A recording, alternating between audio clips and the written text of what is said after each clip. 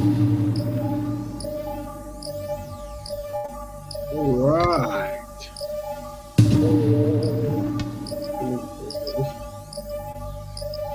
Ooh, that's hot.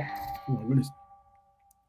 Hello, everyone. Welcome to the Black Betterment broadcast. This is your host, Rap Raven, and this is the 164th show. It's 164 times we've made an attempt at trying to work with Black people to help Black people on Black issues. That's what we've been doing. Got a fantastic show for you today. Not too bad. So let's go through what we normally go through. Let me find my PDF. No, get rid of that, please. Make sure you put on read mode. Where is it? Read mode. All right, better. Cool. So let's go through. So please don't forget to follow the Black Betterment Building Instagram. I'll post it live in the forum just so you have it. Where is it? Not private chat, comments. Yeah, feel free to follow the Instagram page and all that good stuff. It's in there.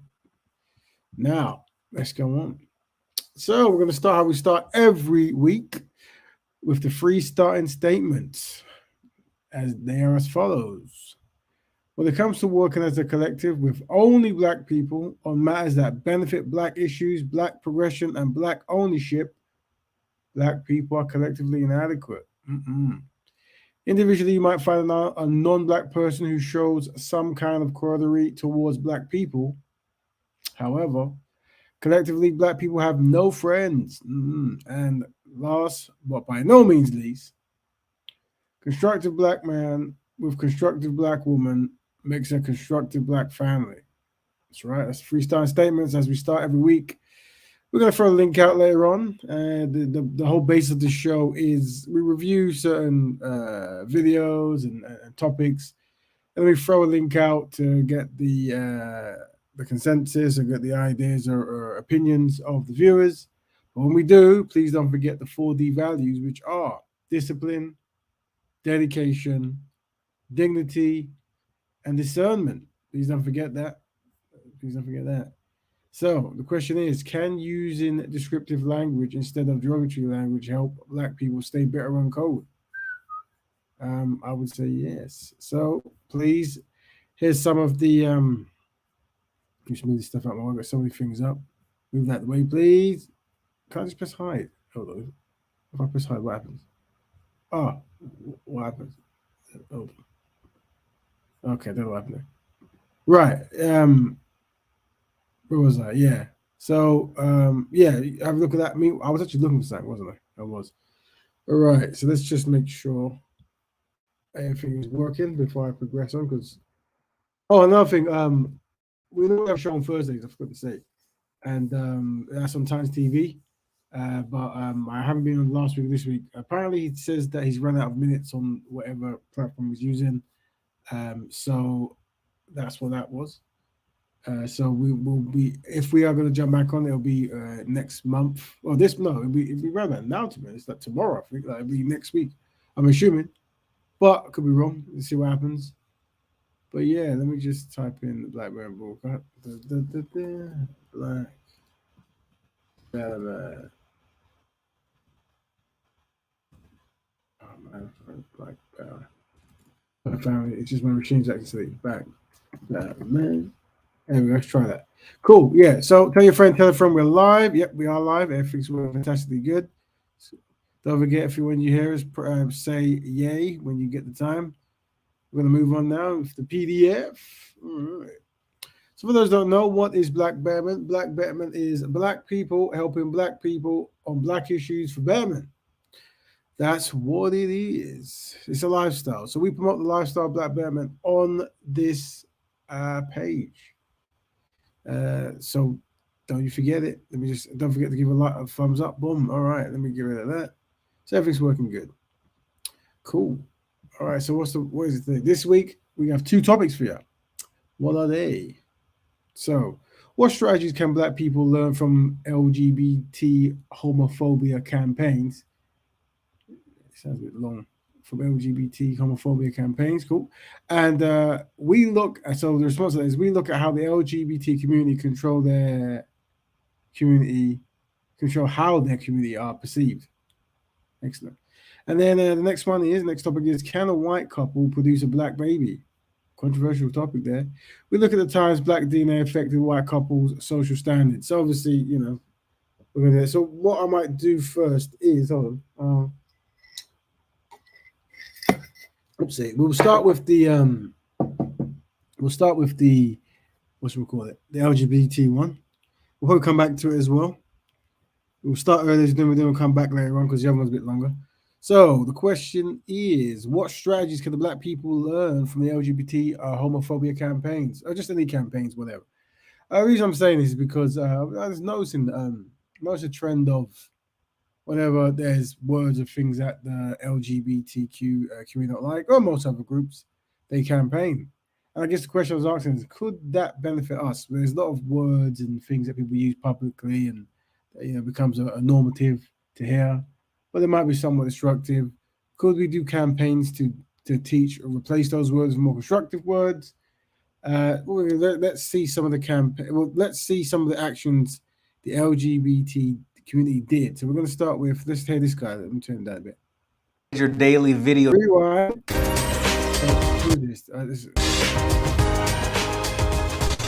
Minute Ad Age, I think what it is. Hello, I'm Antonio Neves, and this is 3 Minute Ad Age, your daily video news show, a public service advertising campaign designed to combat the use of the homophobic slur, has won the Ad Council's top award for creative excellence.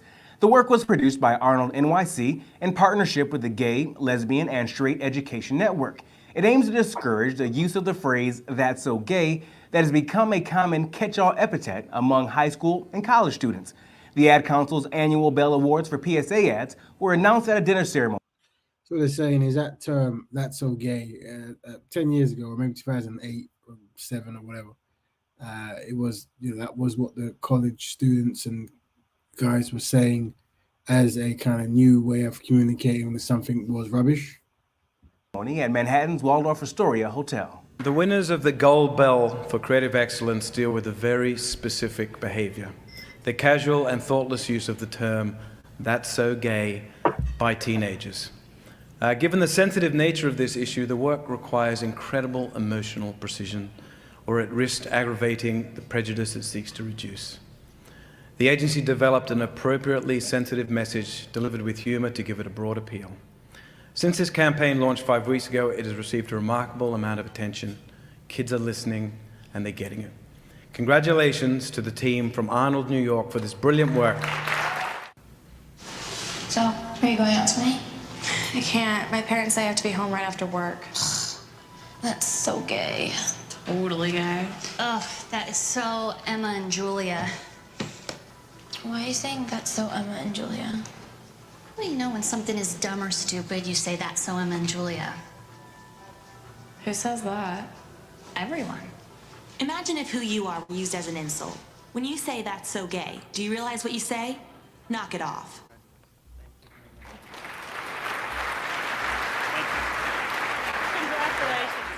The winner. All right, let's watch one more of this campaign they did as we do our case study. Is it this? What's the other one? It must be this one.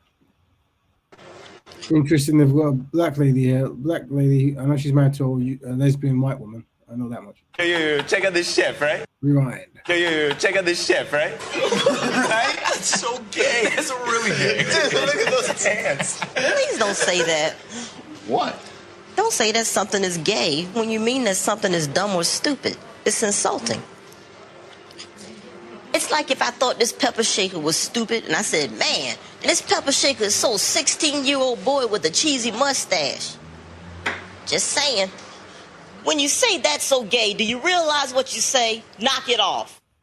All right, so we looked at two campaigns there. For the LGBT wasn't best pleased with people using that term. We're also going to skip through a quick, I think I've got it here somewhere. Let's say it's this one. So this is Beanie Man. He part of the early bashment scene, a dancehall, sorry. I think he caught under one of his lyrics in one song, I think. Let's see if I can find, hold on. Oh, it's because, let me see. Hold on. Let's see if I can skip to. roundabout where. I'm trying to find that way because it's an old documentary from there we go. Yeah, let's go roundabout here. Let's see what they say. Play. Some of his lyrics inspired violence against the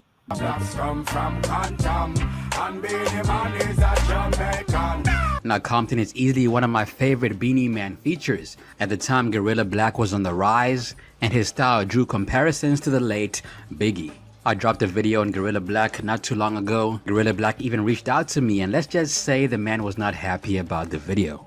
But I digress. Around 2004, Beanie Man saw a lot of controversy. Some of his lyrics inspired violence against the LGBTQ community, and after this, activists campaigned against him as well as other dancehall artists. After a Jamaican gay activist was murdered, people began pointing fingers at Beanie Man and claimed his lyrics were not good for society. In one of his lyrics that I can't really talk about, Beanie Man talks about ending the life of a gay person.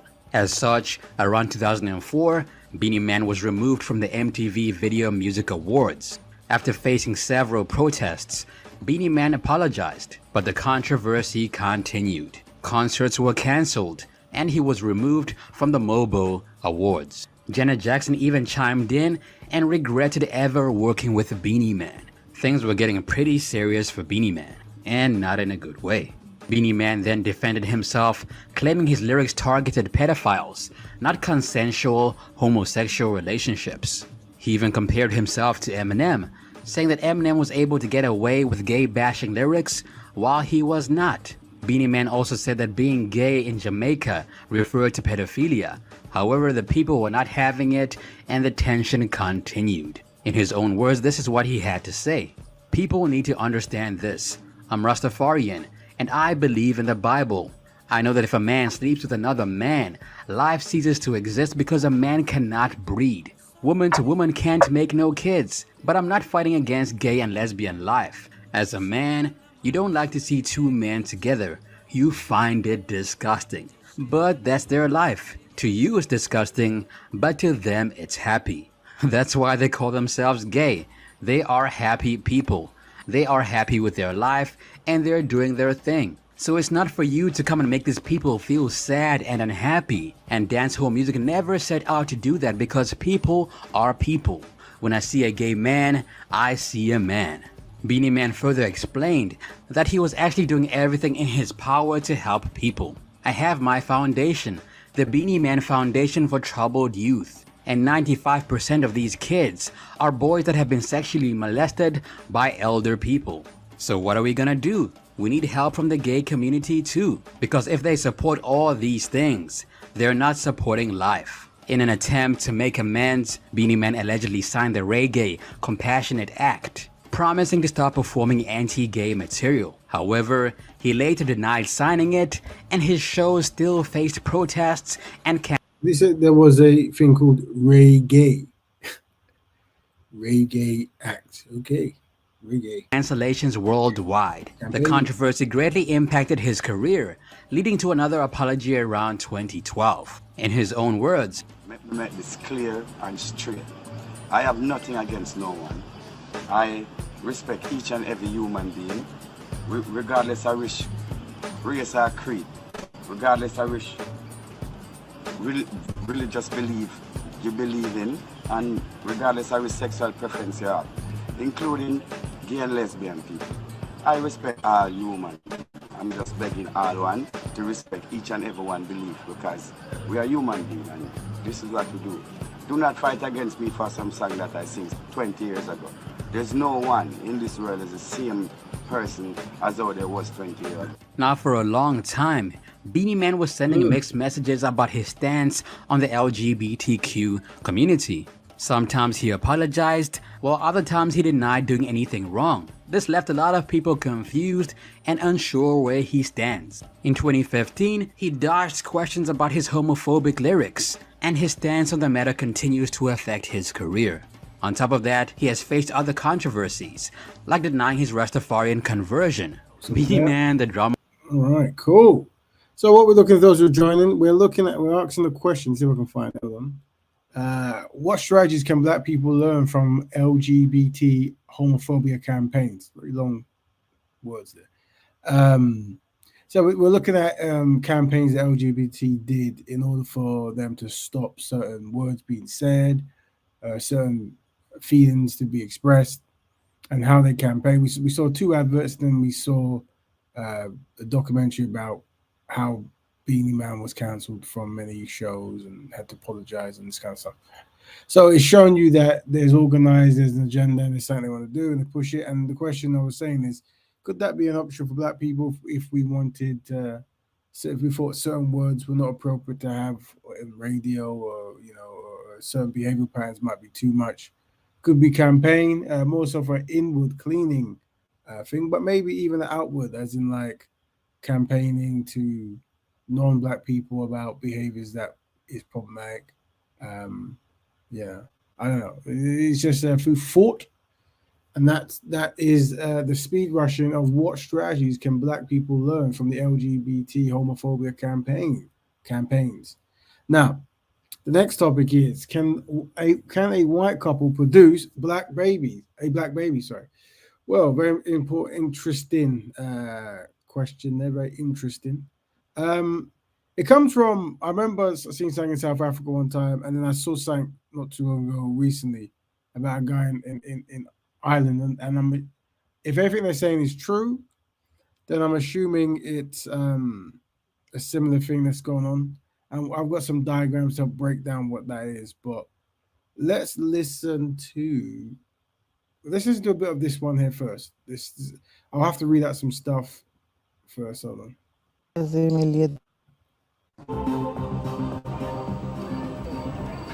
2 these are European Boers, white people who live in South Africa, and they support the government, but something happened where they gave birth to a Raven, that Betterment brother. Thanks for joining. Today we're asking the question. Let's see if I can find it. Where is it? Can a white couple produce a black baby? And so we're looking at 2. This is his dad. Hold that. 2 very peculiar cases. If I lost the other one, already. So one is of the young girl, now woman in South Africa. Right. So you've probably heard of it. I'm sure we spoke about it before a couple of years back, maybe. Yeah, but, we did. Yeah, we did. But it was interesting. Apparently, they did the test, and she is They said she is the child of both parents. Most people would assume that maybe the mother was with a Zulu or a Khoisan or a colored man, but maybe not. Or maybe, I don't know. But if we go off the story, then that's what happened. And I guess people were trying to work out how that happened. Is it they were well, we'll break that down in a bit, what might have happened. I've got some diagrams. But this is one very interesting case. But what's interesting was what was more important was she went to school. The parents campaigned to get her out there. Then she got kicked out, and she was happier in the Black community. And then obviously when she got back after, I think they campaigned or won something, or because of the blood test, whatever it is, she wasn't best pleased there. And then she I think met a gentleman, black brother, married and had kids with this individual. And now in part of this document, she's going back. We won't play anymore. It's probably good, worth watching. We'll move to the next story. This is more close to home. The white. Rewind. This is Anthony Ekondeo Lennon. This is his mum, and this is his dad. Both are white, and so were all 4 of his grandparents. But all his life, people have assumed that Anthony is mixed race, and they treated him as such. Last year, he was at the centre of a media storm when he was accused of faking being mixed race to get onto a traineeship scheme aimed at getting more black and ethnic minority people into theatre. Lennon, an actor and director, says he identifies as black and said he experiences the racism and struggles that many BAME people go through because of his looks. When he first became an actor, he was cast in black male parts and gave himself a new African name, Ekondeo, to reflect what he suspected were African roots. But when the story of his traineeship became headline news, the backlash was so severe that Anthony says at one point he contemplated suicide. Now he's done a DNA test and he's talking to us in his first UK TV interview. Good morning. Thank you very much for coming on the programme. Why are you choosing to speak out now? Speaking now because there's still a couple of family members that I've not been able to reach around the world, particularly in Ireland. We've done the DNA results. They know the hurt and pain that my mum has suffered over the past few months, especially during last November. It was horrific. And also because there are a lot of people that I'm starting to speak to now. People are approaching me in the street, on trains, in theatre buildings, saying, your story has brought back to the fore a conversation that's been going on for a long time in this country and globally, and in particular in the theatre industry. This whole thing to do with like casting and representation, gatekeepers, leadership, people in leadership position, and who it is that are there to be bringing people through and trying to open those gates as much as possible. Sure. And it's just a way of just telling also everybody that I'm okay, to be honest with you, because there's been rumours going around that I'm not well psychologically, and I'm in a very good place. I'm not going to lie and say that that was happening every single day. But you did consider taking your own life. No, this is really emotional being here right now, because as we've just heard, an artist is opening up to the whole world today, saying, when you say these things to me, when you troll me like this, when you say I'm ugly, you see, it's not the psychology of this. It's not about whether you are ugly or not. If you're continually told you're ugly, there are gaps and cracks that start to be created in your psychology, and then those gaps are widened and people just jump in. Yeah, it's I've done my DNA results, and on one level they don't change anything for me except give me the raw data of what I feel I've always known from being a small child. And that knowing went through different levels of consciousness and awareness and conversations with people. When you're a toddler, you're not running around thinking about race or wanting to talk about DNA. Just getting on with your life and seeing how the world treats you. You know. I'm going to ask you about the DNA results in a moment, but you said last year was horrific. Essentially, you were accused of masquerading, pretending. Pretending, yeah. Exactly. You were a fraud, yeah. people said. Yeah. Explain the impact on you, the horror of it.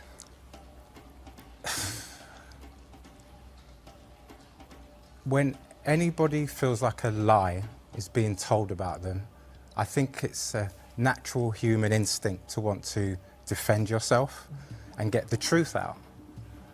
For those joining, we're asking the question, can two white couples or a white couple produce a black child? And we're looking at certain unique scenarios of one in South Africa, one here recently, of individuals who were born and they believed to have very black features, yet their parents and grandparents were of European descent. So it sparked confusion. Most people jumped to the conclusion maybe the mother was with a non-white person, but particularly black person. But apparently tests were done and stuff like this, and this was not the case. And we'll listen to one gentleman's story at the moment. When you're accused of a lie that you know is going to have a radical impact on not just you and not only your family, but your friends and your colleagues and possibly a whole industry that you yourself care desperately about and have been involved in since the age of 13, 14. If it wasn't for drama, I don't think I'd be alive. If it wasn't for the arts, I don't think I'd be here. Or I at least would have maybe got sidetracked into criminality, because there are some sad opportunities that are offered. Back in my day, there weren't a lot of choices for somebody of my upbringing, my social class, being a working class family, immigrant family coming over from Ireland, just wanted to make a better day, a better life for themselves. And then you start having, well, I shouldn't say you, I started having hundreds of flashbacks and remembering all the terrible bad things that had happened to me in my life so far within the context of what we call race, the structure of race and hierarchy. A part of me, so I'm realising... discrimination. From a child and through to even just the other week, you can find yourself in situations where you wonder whether race is part of the atmosphere and the vibration, if you know what I mean. We showed the picture of your mum and dad. They're white. And I think we've got a picture of you and your brother Vincent. And a question that people will legitimately ask, and I know you have talked about this within your family, was, could your mum have possibly had an affair? See, what I'm finding fascinating is, and I will answer this in a minute, what I'm finding fascinating is originally all the attack and the uproar seemed to be you're white, you're white, you're white, you're a liar, tell everybody you're white, this job isn't yours, you're replacing somebody else that really should be there. What have you got to say for yourself? And then friends in the industry started coming out. There was a letter that was published via The Guardian, a joint letter. And then more conversations started happening.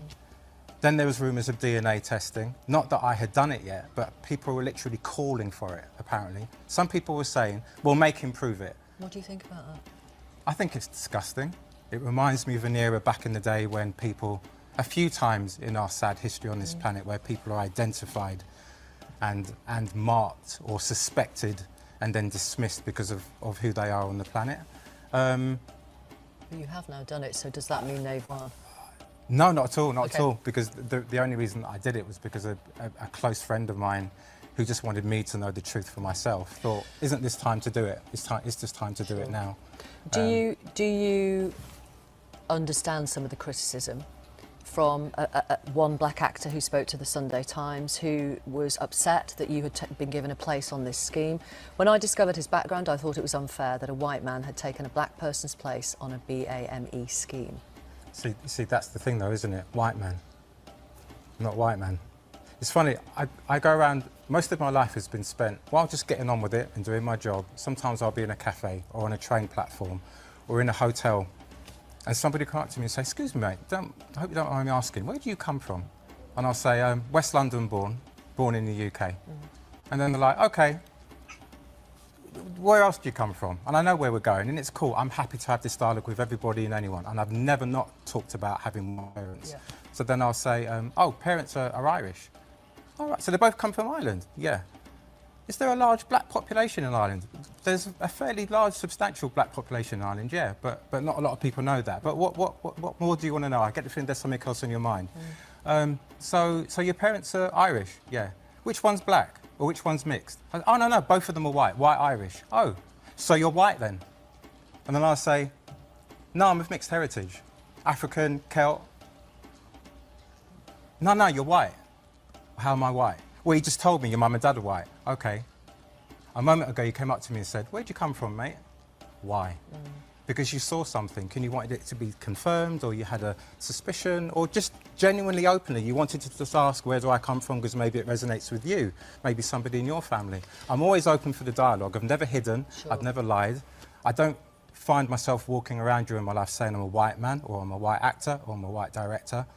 I've always said I've got white parents, but I've always tried to bring to the table another conversation about identity and culture, psychology, spirituality, and the reason for the name change being, for example, not just a couple of years ago planning to get on a BAME scheme, but to do with my psychological, historical, spiritual transformation, a rise in consciousness to do with my ancestry. Even though I didn't know the raw data, I've always felt and known it. The theatre company backed you. They said, as you just said, you've never not talked about the fact that your parents and grandparents were white. They didn't feel you'd taken the place of... I thought you were going to say something else then. No. They didn't think you'd taken the place of somebody more deserving on that traineeship scheme. Yeah. There might be black mums and dads watching you now thinking, maybe you did take the place of you know, my son, my daughter. No, I hear that.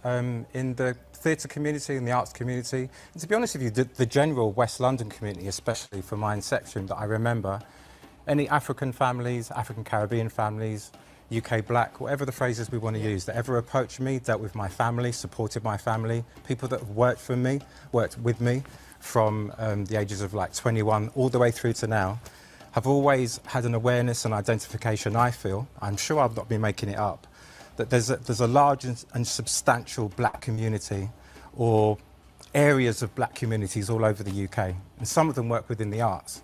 The ones that I've engaged with have always had a feeling that there are black people who are of darker skin complexion and lighter skin complexion. When they see me walking into a room, they identify me as a light-skinned black man. A friend of mine a few months ago, while I was going through the media storm, contacted an old friend of his who was a former police officer, showed this friend of his the photographs of me when I was a toddler, teenager, and then actor, and then today. and just gave him a scenario. This child is taken or disappears, been lost in the supermarket. Or, as a teenager, sadly falls into crime, just committed a robbery. What's going out over the radio? This colleague within seconds sent a text back saying, I see 3 light skin. I've dealt with the law in my life. I've had experience with the police. They were under no illusion that they felt they were dealing with a mixed heritage. Yeah, in their head, they might have been thinking about mixed race, dual heritage. Back in the day, half caste. That was the terrible phrase that used to be used. That was what was always brought me, both in a positive way and sometimes a negative way on the planet. We're coming to the end of the programme. I want to Right, stop it there. So let's go back to the welcome to the Black Band broadcast. We're asking the question: can a white couple produce a black baby? And we looked at 2 scenarios, very distinct and unique. One in South Africa and one in the UK, where 2 Europeans, white people, have produced a child that people believe have strong black features, but yet them and their grandparents are of European extraction, so they don't understand. Now, the natural thing people believe is maybe the mother, met a black man. Some people probably still believe that. Either way, this is one of those. If that is not the case, it is one of those unique, interesting things, I guess. And obviously, there is backlash from this gentleman who took a position that was for black people. Some people want best pleased in that in the arts. Many actors want to get their chance, and probably felt he took it. The South African sister. What was interesting about her story was she was mistreated when they saw her skin tone and stuff. They mistreated her, as you would expect from white supremacists. And then she went to the black community because she was kicked out of the white community, and then she found happiness and love there. Then when she went back, she just left and went back to the black community and got married there, which is good. That's actually a good thing, I guess. Take a give. Either way, so that is the question. So what I'm going to do, we're joined by Brother Kel, and but anytime if you wish to jump in and offer any opinion. Yeah, brother. I was gonna say I won't say it's a unique case, to be honest with you, because a lot of people will say that Francis Galton, who is the cousin of Charles Darwin in the early or late 1800s, invented the eugenics. But the Greeks and the Romans, who some of them were very light, when they were going around on their journeys and conquering, etc., and that they were practicing eugenics. Do you understand? And remember, it went so long ago that the Italians and Irish, the Jewish community, they weren't classed as white, and there's a reason for that. Because if you were of what do they call it, like a lightish type of partially black type of complexion, the Anglo-Saxons will never accept you.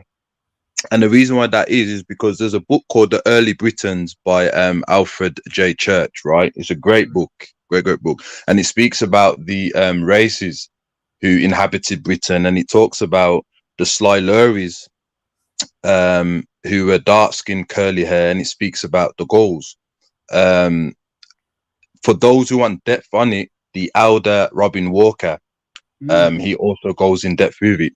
I'm just going through the book, what I have, etc. But it does speak about that there were black people in that region, and a lot of the Irish have that particular DNA, which breaks down why, brother, the one-drop rule was invented by the non-Africans, because they understand just the one drop of African DNA, right, could be in them and come at any time, which is why they categorize Italian, Irish, etc. So it's not a unique case, my brother. It's been going on for a long time.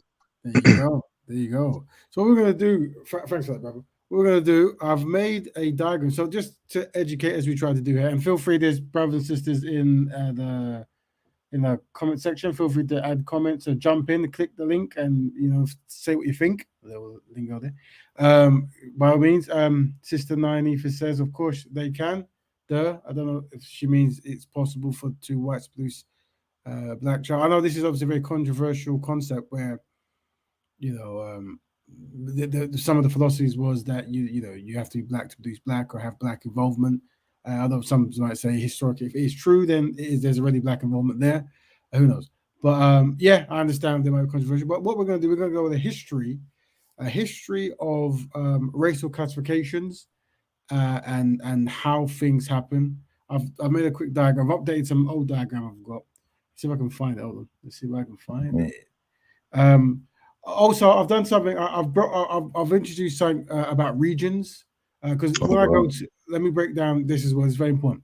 When I talk to most of the debates at Speaker's Corner, people always talk black. Some people don't accept this black, don't accept that black. So what I've done is I've put things down into regions, and I've conveniently colored the regions Pan-African colors, and it's understanding the regions and how that might impact. So we've talked about. I've described red regions, yellow regions, and green regions. So if I show here, let's break it down on this map. This is a green region. Yeah, green. They say green maybe as the color of Africa, right? The rich soil. So Africans who are born in the green region directly, right? That is a green region, African. A black person, green region, right? So when I talk to some of the different ethnic groups, people recognize blackness and stuff, but sometimes there's confusion. So just letting them know, okay, this is a green region black that's come through a certain experience. There is a value in all blacks come together. We understand that's a green region black. And then we understand what we put now as a red region black. Now, the red region blacks are the black people who are taken from the green region historically and then taken away from their groupings and then put into the Americas. As some cases, it might be the Indians or the Middle East, whatever. And this is what they call the diaspora. So this is people of African descent. And throughout the different stages, they might give different terms, different looks and feels, but generally these are two regions of blackness. Now, the third region is the yellow region. Now, this is the region that we don't really deal with too much because it happens so far away and different. But technically, people they call them the Negritos or the Aboriginals. Now, how I would have asked a few of them from a Pan-African standpoint is. These are ancient Africans who were in Africa. I think they say, I'll read it down there somewhere. Apparently, 72,000 years ago and left, exploring as you do. And they settled in land that were very similar to Africa in climate. So they retained the Africanity physically. They had many of the African characteristics that you're there. So these are ancient African people who now have got new terms and new names like Aborigine, Negritos and stuff. So that's the yellow region. Right, the ancient explorers. This for me will make it much more easier when I'm explaining to certain people, just because sometimes there's confusion, and I'll unpack all this and the scholarship I'm putting into this. All black people are black, but we understand that we come from different regions, and that might impact how we process information. So we just make that a bit more easier. Now the reason I've gone for this because we're now going to go on to, not this one. Did I bring it wrong? There we go. Excellento. So let me make more space. So what I've done here is we're breaking down on the right hand side is it looks complex but isn't that complex, racial whitening, and the left hand side we're breaking down black color diversity, right?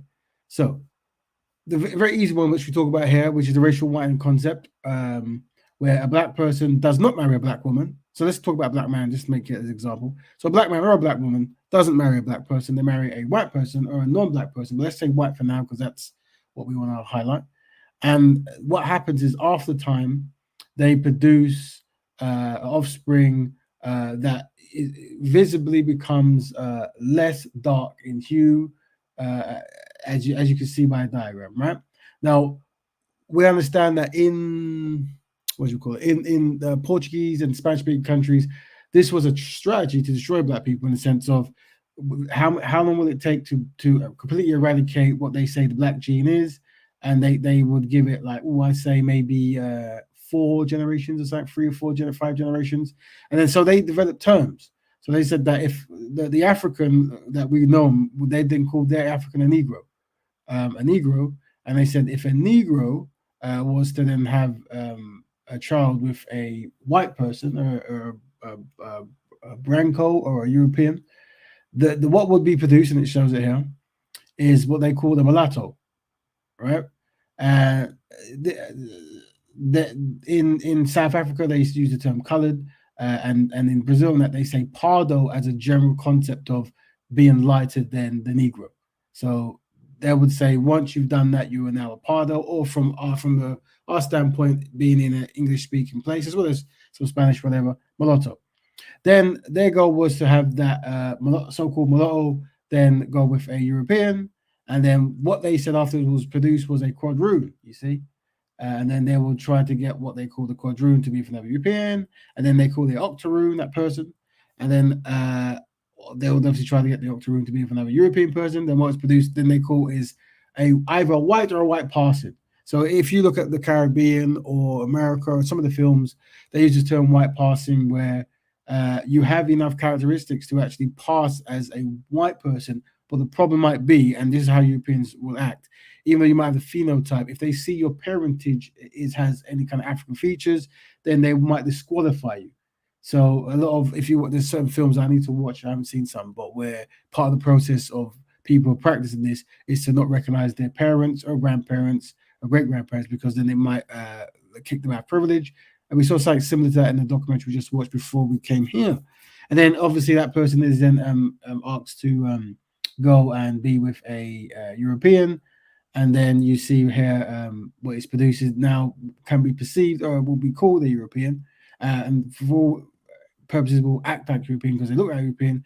And then this is how you get from what they call Negro to European. This is what they pushed. They were against this in English speaking countries. They didn't like this. They would prefer to practice what they call racial segregation, where it was forbidden to do this, and if it happened, the kid was taken and put back into the black community, the Negro community, and to be part of the Negro community. But in Portuguese and Spanish, they use this as a mechanism to destroy black economics, black phenotypes, and just generally to keep black people ignorant. It was very successful, very successful. It was successful in Argentina, where they say there's only less than 1% black, and it used to be like quite high, 60 or 40 or something like this. So this is what they call racial whitening, black comentio. I'm saying it wrong. But it's important that you understand these classifications because they come up in history. We don't use them anymore. We just say black or mixed or biracial or whatever. But this is what they use historically. Now, over here is the black color diversity. So this is explaining why you might get a diverse range of what they call black people and Negroes. So first of all, in the red regions, which is the Americas and stuff, unfortunately, brothers and sisters were kidnapped from Africa. But even though they were all classified as Negroes, they all had ethnic groups and tribal differences, phenotype differences. But a lot of them were quite dark. Some were lighter, but generally darkness was a characteristic that they would use as a recognizable trait. So you would have different ethnic groups of black people coming together. So already you're now seeing a concept that might change how particular phenotypes might come, because you're having a diverse of dark phenotypes coming together, right? So what happens is when Negroes marry Negroes, this is the term they use, a Negro is produced. Now what happens, because mulattoes and quadroons and all that were back into the black community, they too would also marry within the black community. And what would happen is the technique here where they say if a Negro was to marry a mulatto, they say what is produced is a Zambo. So if you've heard that term before, that's what it is. And if a Zambo then marries another Negro, what is produced is a Negro. This is what was said back then. So this was their science, so their so-called science of terms and how to produce things. But what you're seeing is because of all this kind of black mixing and light black mixing, you're seeing a diversity of people. And what happens now is you see a Negro, so-called Negro, with a so-called octoroon. And then when that happens, there actually was no classification. So people just either said Zambo or Negro. And then before you knew it, no one was upholding any kind of principle. The black people, as we know them today, descendants of African descendants, were just intermingling. It was very easy in European-speaking countries because Europeans despised anyone of African descent.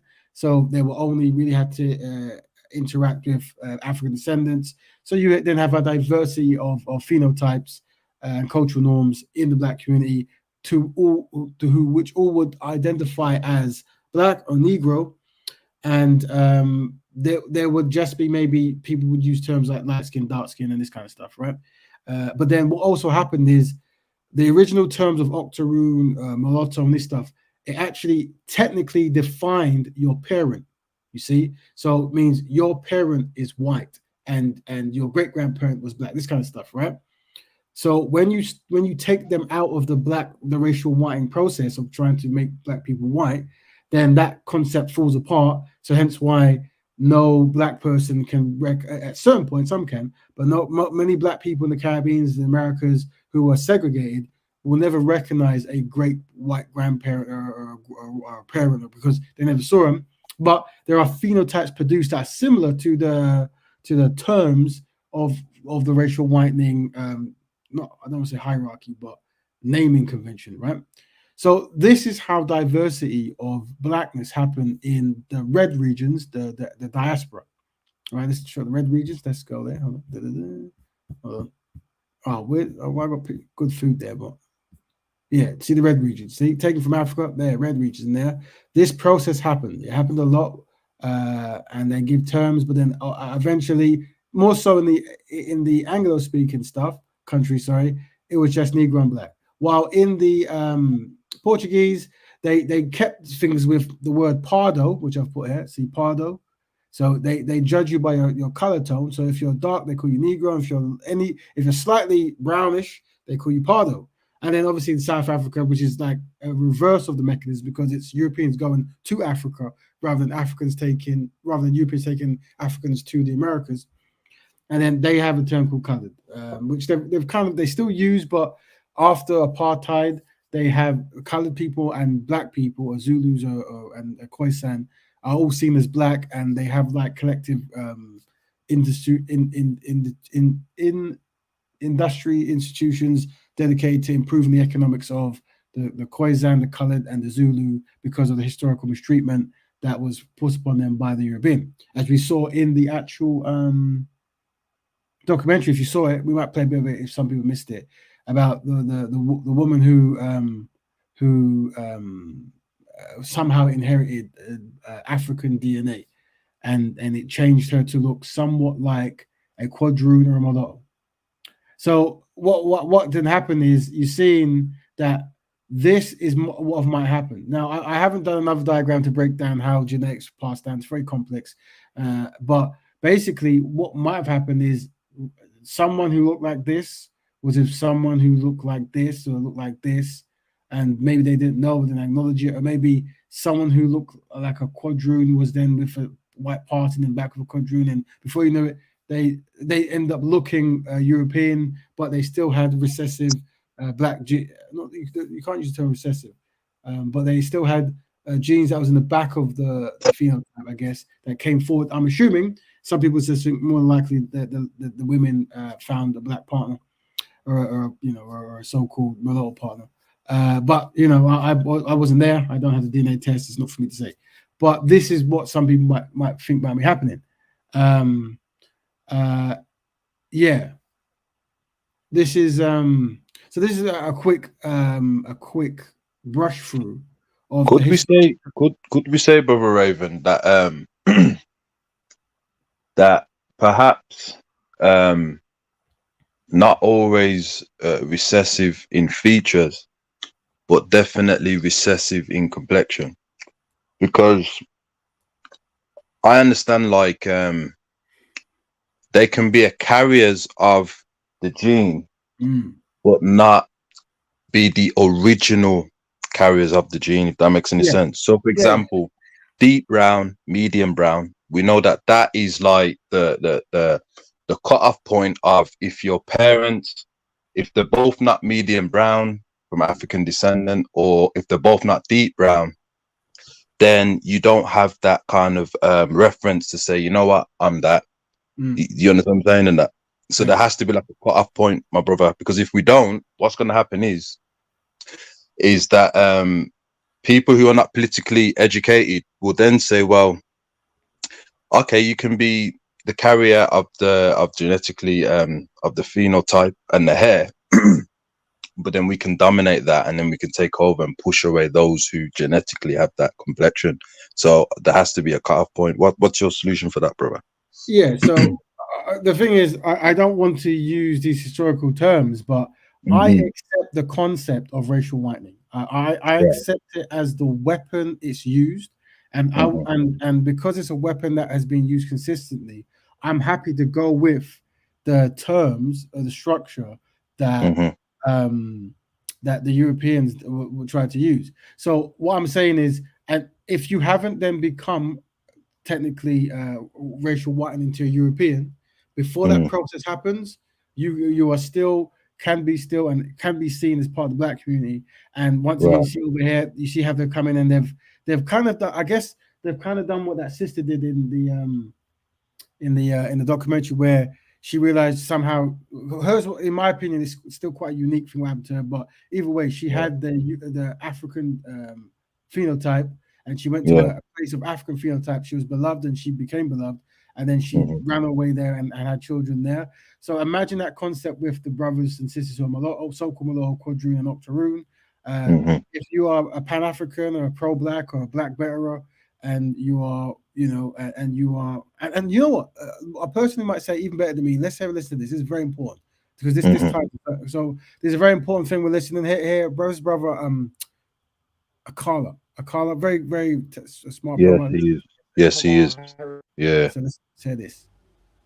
Good question here. I'm going to address this one because this one can be confusing for a lot. I don't know if you can hear it because it's quite on my TV, but that's as loud as it is. People, is calling ourselves black as mixed race men denying half of our heritage? In my view, absolutely not.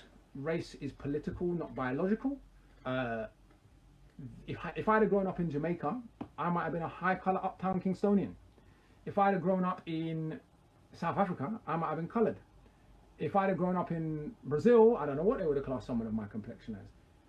If Angela Davis and Malcolm X had grown up in the Caribbean, the whole perception of them would have been different based on colorism, right? Yet in America, they were one drop rule black. Obviously, everyone can see that those of us who are of mixed black-white heritage have one black parent and one white parent. I don't think anybody thinks, that, both of my parents are from Senegal. I think people can clearly see that I'm mixed. So by affirming your blackness, you are affirming, in my view, a loyalty to justice. Very important point there. Very important point. Very, very important. This is what I recommend you, brothers and sisters, when you're debating, you bring that up, that you're showing a loyalty to the people group who are most mistreated and need most help. I always give the analogy: if you walk into a room and your father is beating up your mother, do you carry on kicking up your mother? Do you pull your father off and defend your mother? And that's what you got to think, right? If you're in that position, and it sounds very strong, but there's only one side to pick. You can't have both. Because he's right, Brother Raven. Because I've said this many times, man. Like Ed J. Hoover, his mother was an African descendant, man. You know what I mean? And he chose the side of the European. Mahatma Gandhi, Ethiopian ancestry, did the same thing. Clark Gable, who was another one who could pass as white, his mother also was African descendant. So they seem to understand that although, yes, I've got that side of that side, it comes to the conclusion that you only have to pick one. So there's no excuses for the biracial Africans when it comes to political stance. Love your family members, your non-African family members, but you must pick a side towards helping black people. And I totally agree with that. There you go. I totally agree with it. Revolutionary black nationalism is not about hating anyone else, right? It is about supporting justice. It gave the world the first slave revolution in human history. It gave the world the ending of apartheid. It gave the world the ending of Jim Crow. It is a tradition that is about freedom.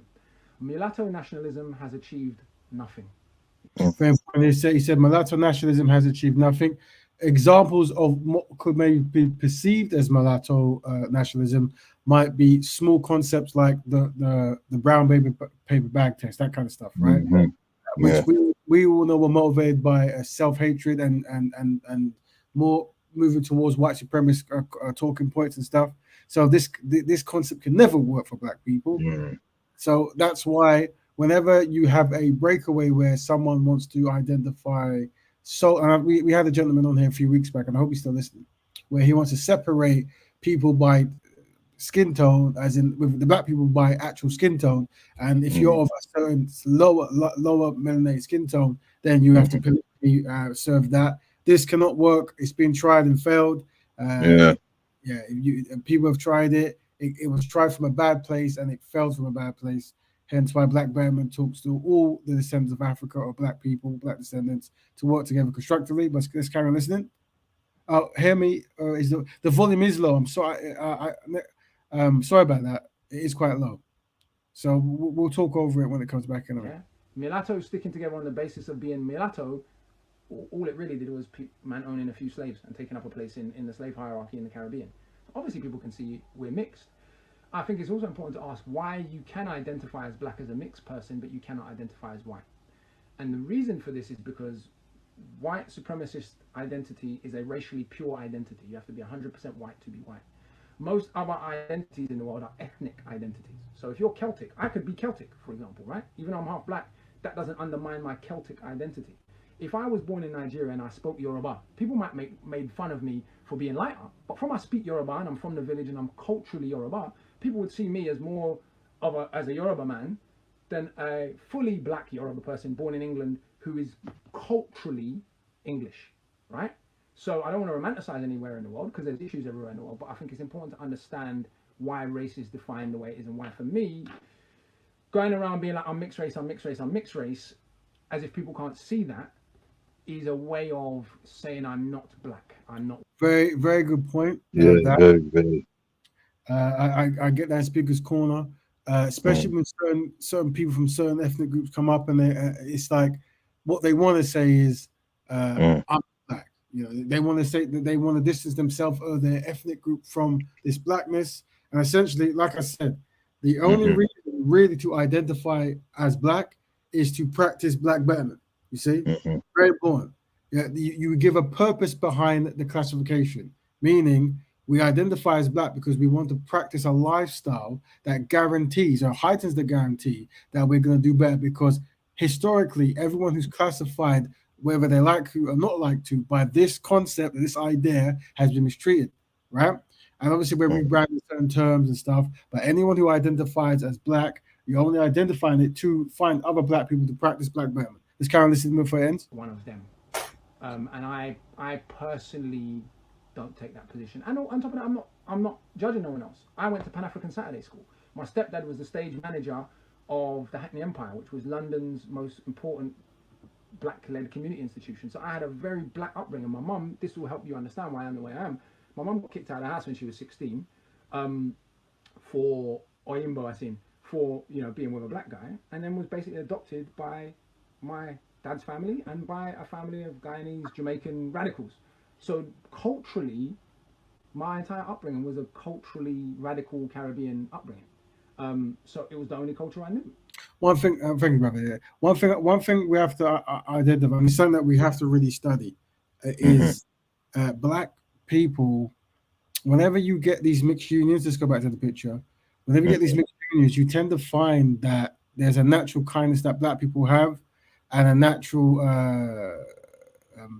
hatred that black people face from the black person marrying into the other culture. I'm saying it's now at a time where this needs to end. Always be kind as a people, but in order to tackle this universal non-stop hatred that seems to never end, you have to marry within your group. You see, part of building is hard to do that if you're not married within your group. And a lot of maybe Asians or Jewish or Chinese, they understand this, even though they're very mean and how they try to practice it in their delivery. I had a documentary about a black South African marrying an Indian South African. Matter of fact, let's actually listen to. We're gonna obviously, because you know that the Trinity of Triumph at the moment, which is the three most important points, is black health, black economics, and black families. So even though we're showing you the history of black diversity and racial whitening, it all ties into pick a black wife, black men, pretty much, right? But what we're going to do is we're going to listen to a show on Fox something, and what I want us to analyze is the European who's married a black man, and then there's a black sister, and there's a black show. And I just want you to listen to the words and how things are said. So let's have a listen. So this is quick. There's a gentleman who's in Will Smith, and he married a European woman. So this starts right now. And welcome to The Factor Uncensored. Interracial marriage was made legal in 1967 by the U.S. Supreme Court with their decision on the case Loving versus Virginia. Let that sink in. Interracial marriage was made legal only 56 years ago. That's why we shouldn't be surprised that it's still just as divisive today. Our springboard tonight is actor Alfonso Ribeira. He recently released a photo of his family. His wife just happens to be white. But what's shocking and disturbing is how people are reacting to the couple on social media. Now, what's very important is Roberto, I think Roberto is his name, is very, very funny actor, very talented. Because black people are not controlling the narrative, and I guess scholars are not really setting the tone.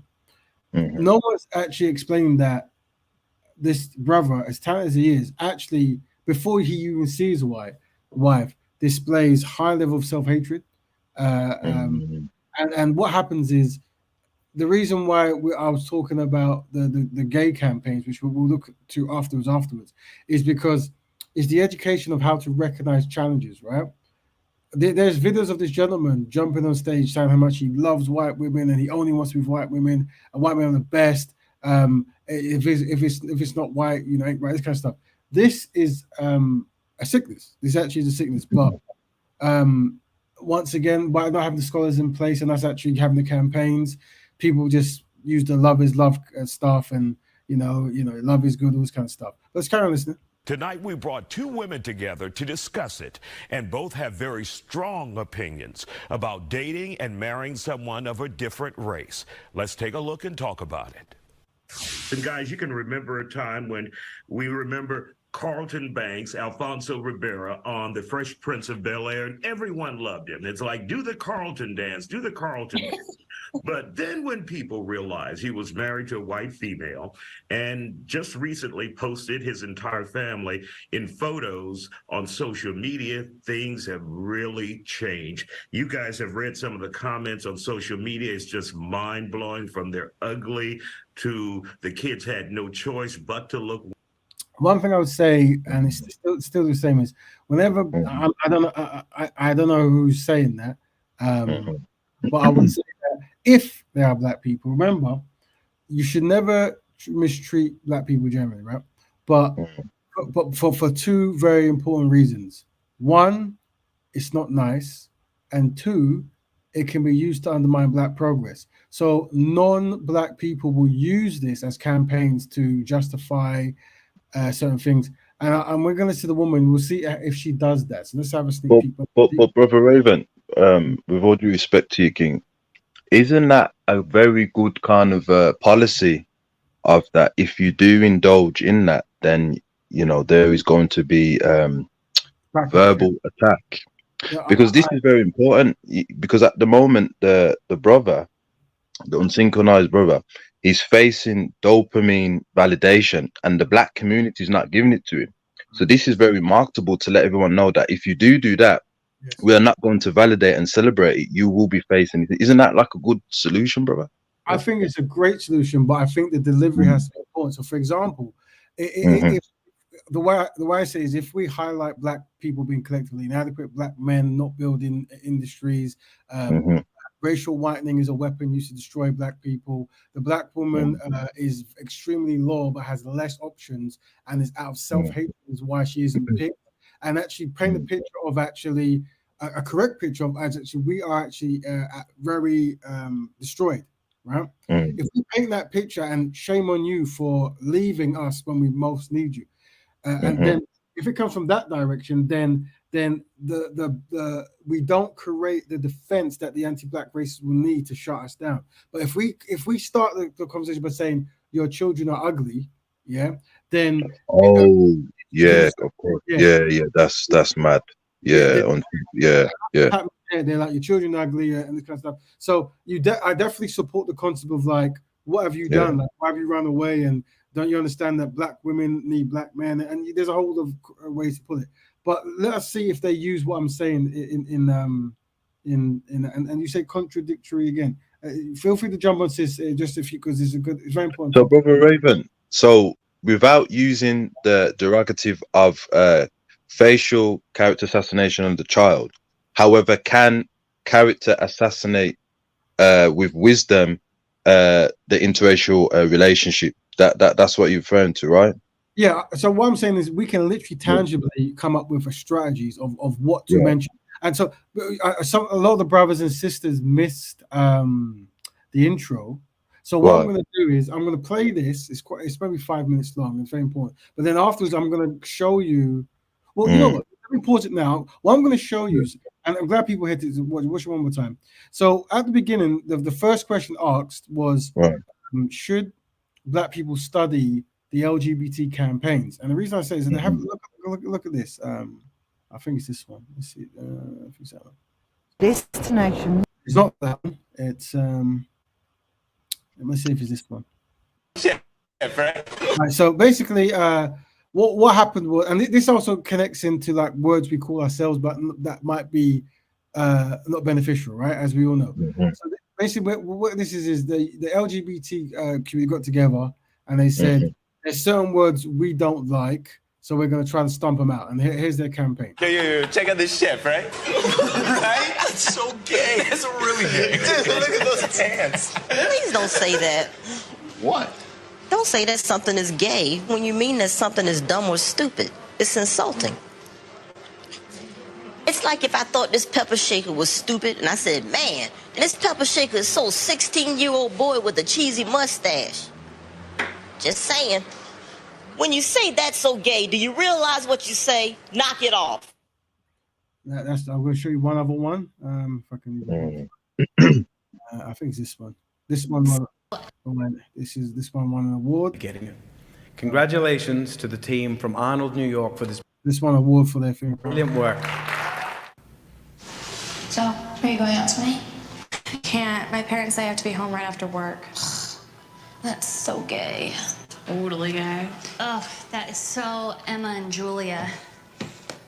Why are you saying that's so Emma and Julia? Well, you know when something is dumb or stupid, you say that's so Emma and Julia. Who says that? Everyone. Imagine if who you are were used as an insult. When you say that's so gay, do you realize what you say? Knock it off. Right, so let's go back. So this is what I'm saying about campaigns, family, as in what's been happening is the person who's saying the thing that they're not best pleased with is now looked as a bad person, and they are technically insulting the bad people, but they do it in a way that is perceived as constructive, as in like it's warranted and merited to make a point, right? And that's what we are trying to develop here. And one way we're doing it is highlighting that black people are in a collectively inadequate state, and we are aware that white people historically have used racial whitening to destroy black people and been very successful in Brazil and Argentina. And we're petrified of this. And we understand that this also damages economics and all stuff. So we're using words and terms to say that, brother, are you aware that you're supporting, our own downfall in your behavioral pattern? Are you saying that that woman isn't worth your time and effort? So, but we have to come up with the constructive ways of doing it. But the reason I'm showing you campaigns, because that's how it works. Because what we never want to do is create scenarios where people are arguing on a show or where it might be, and they're never actually talking about the point. And then what it becomes down to is, you said this derogative term towards me and it hurt my feelings, and how and then, well, you know what? Before I even explain, let's listen to the European lady in the black. No, I agree. I agree, brother. Politically, using synchronized words. Yeah. I agree with that most definitely. But we're gonna unpack it here. I don't think we should go for the helpless black woman need you. No, we definitely no. So here's what it is, right? And this is very important, and this is closer to the truth. Black women are more collectively aware of how to sustain and build a community, and they understand the importance of family, right? And black men, unsynchronized black men, have seemed to abandon that ship. So we're not saying that, oh, poor black women need you, yeah. it's more so saying that black women understand the goal. Yeah, they understand the goal, right? And you are actually the weak link when you behave that way. Because and you can break down, education, going to jail, being gay, what's the other one? Not being educated. I think I mentioned that. Yeah, and then also being rich and choosing someone else.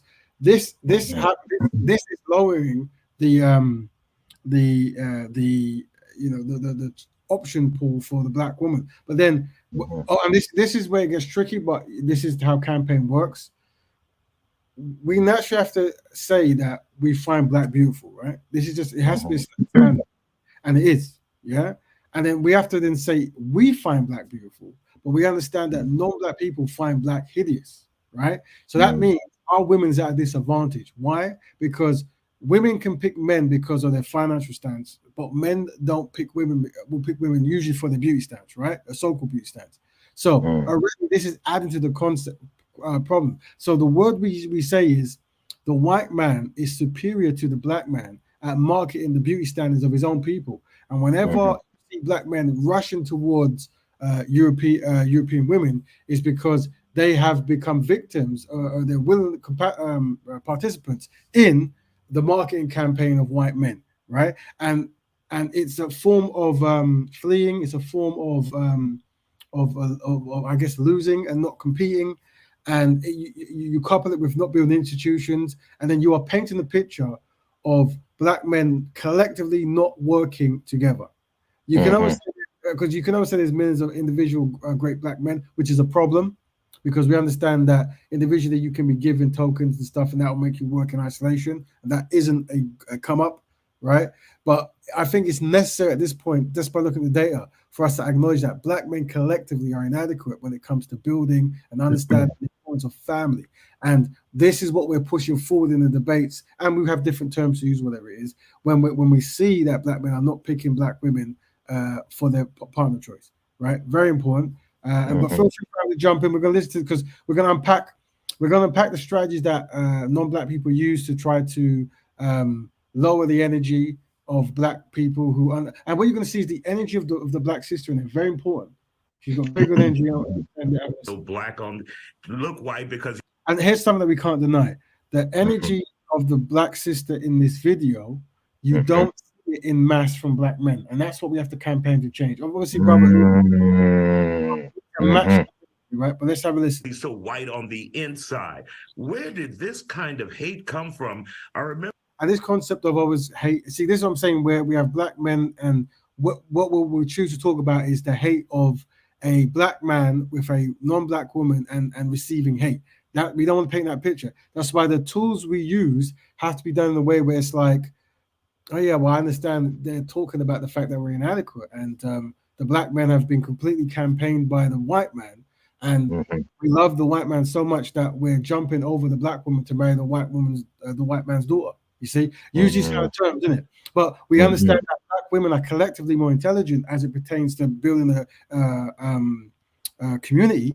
But then black men need to rise and match and go past that concept, because you can't run a community on women, because women have other responsibilities like giving life and this kind of stuff, right? And nurturing. So this, and once again, and then and this is now historically we shouldn't be doing what I'm about to say, but I think this kind of place important, acknowledging that white men work good as a team to benefit their community, and black men work rubbish as a team to benefit our community. Because what the goal is the goal is to make black men compete.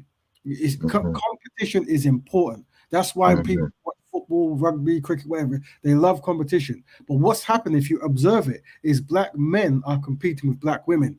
No, sir, we don't do that. Whenever men compete with women in the group, you've lost. So the goal of the strategy is to make the black man compete with the white man, and how he does that is by campaigning the beauty and consistency of his black woman. You see. But let's listen to this people here to see if we can do more case studies. Remember a time when we all were told, as time goes on and many of the older people in the generations long ago die, then racism and hate would disappear. But it's strong as ever, strong as hell on social media. Bevan, let's begin. what we're noticing, you see, and this is the point, the black man, the brother there, he's starting this conversation talking about hate. And the hate is coming from a black man with a white woman.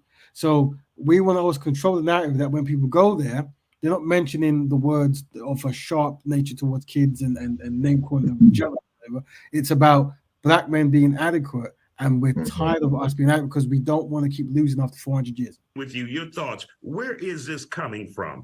And I'll mind you, when you see those comments, what do you think that's coming from? A few things. Number one, Black folks were taught to hate themselves throughout history. So we have to give this sister medals because she's painting a picture of why black people might be frustrated, and this is very important. Taught to hate ourselves through Jim Crow.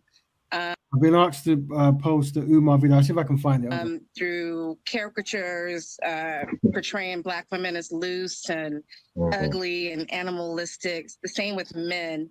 So I think that further down the line with colorism, inside slaves, outside slaves, it's kind of embedded in us to hate ourselves, to not love ourselves, and to put whiteness on a pedestal.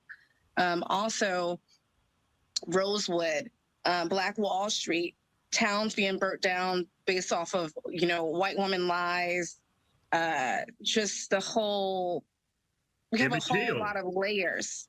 And then you have judicial system, from bank loans to being treated unfairly, jail-wise. We have a lot of hatred towards, especially whiteness and white-like things. So I understand it. I get it, but I think it's kind of uncalled for because this is news to me because we all knew that he had a white wife years and years and years ago.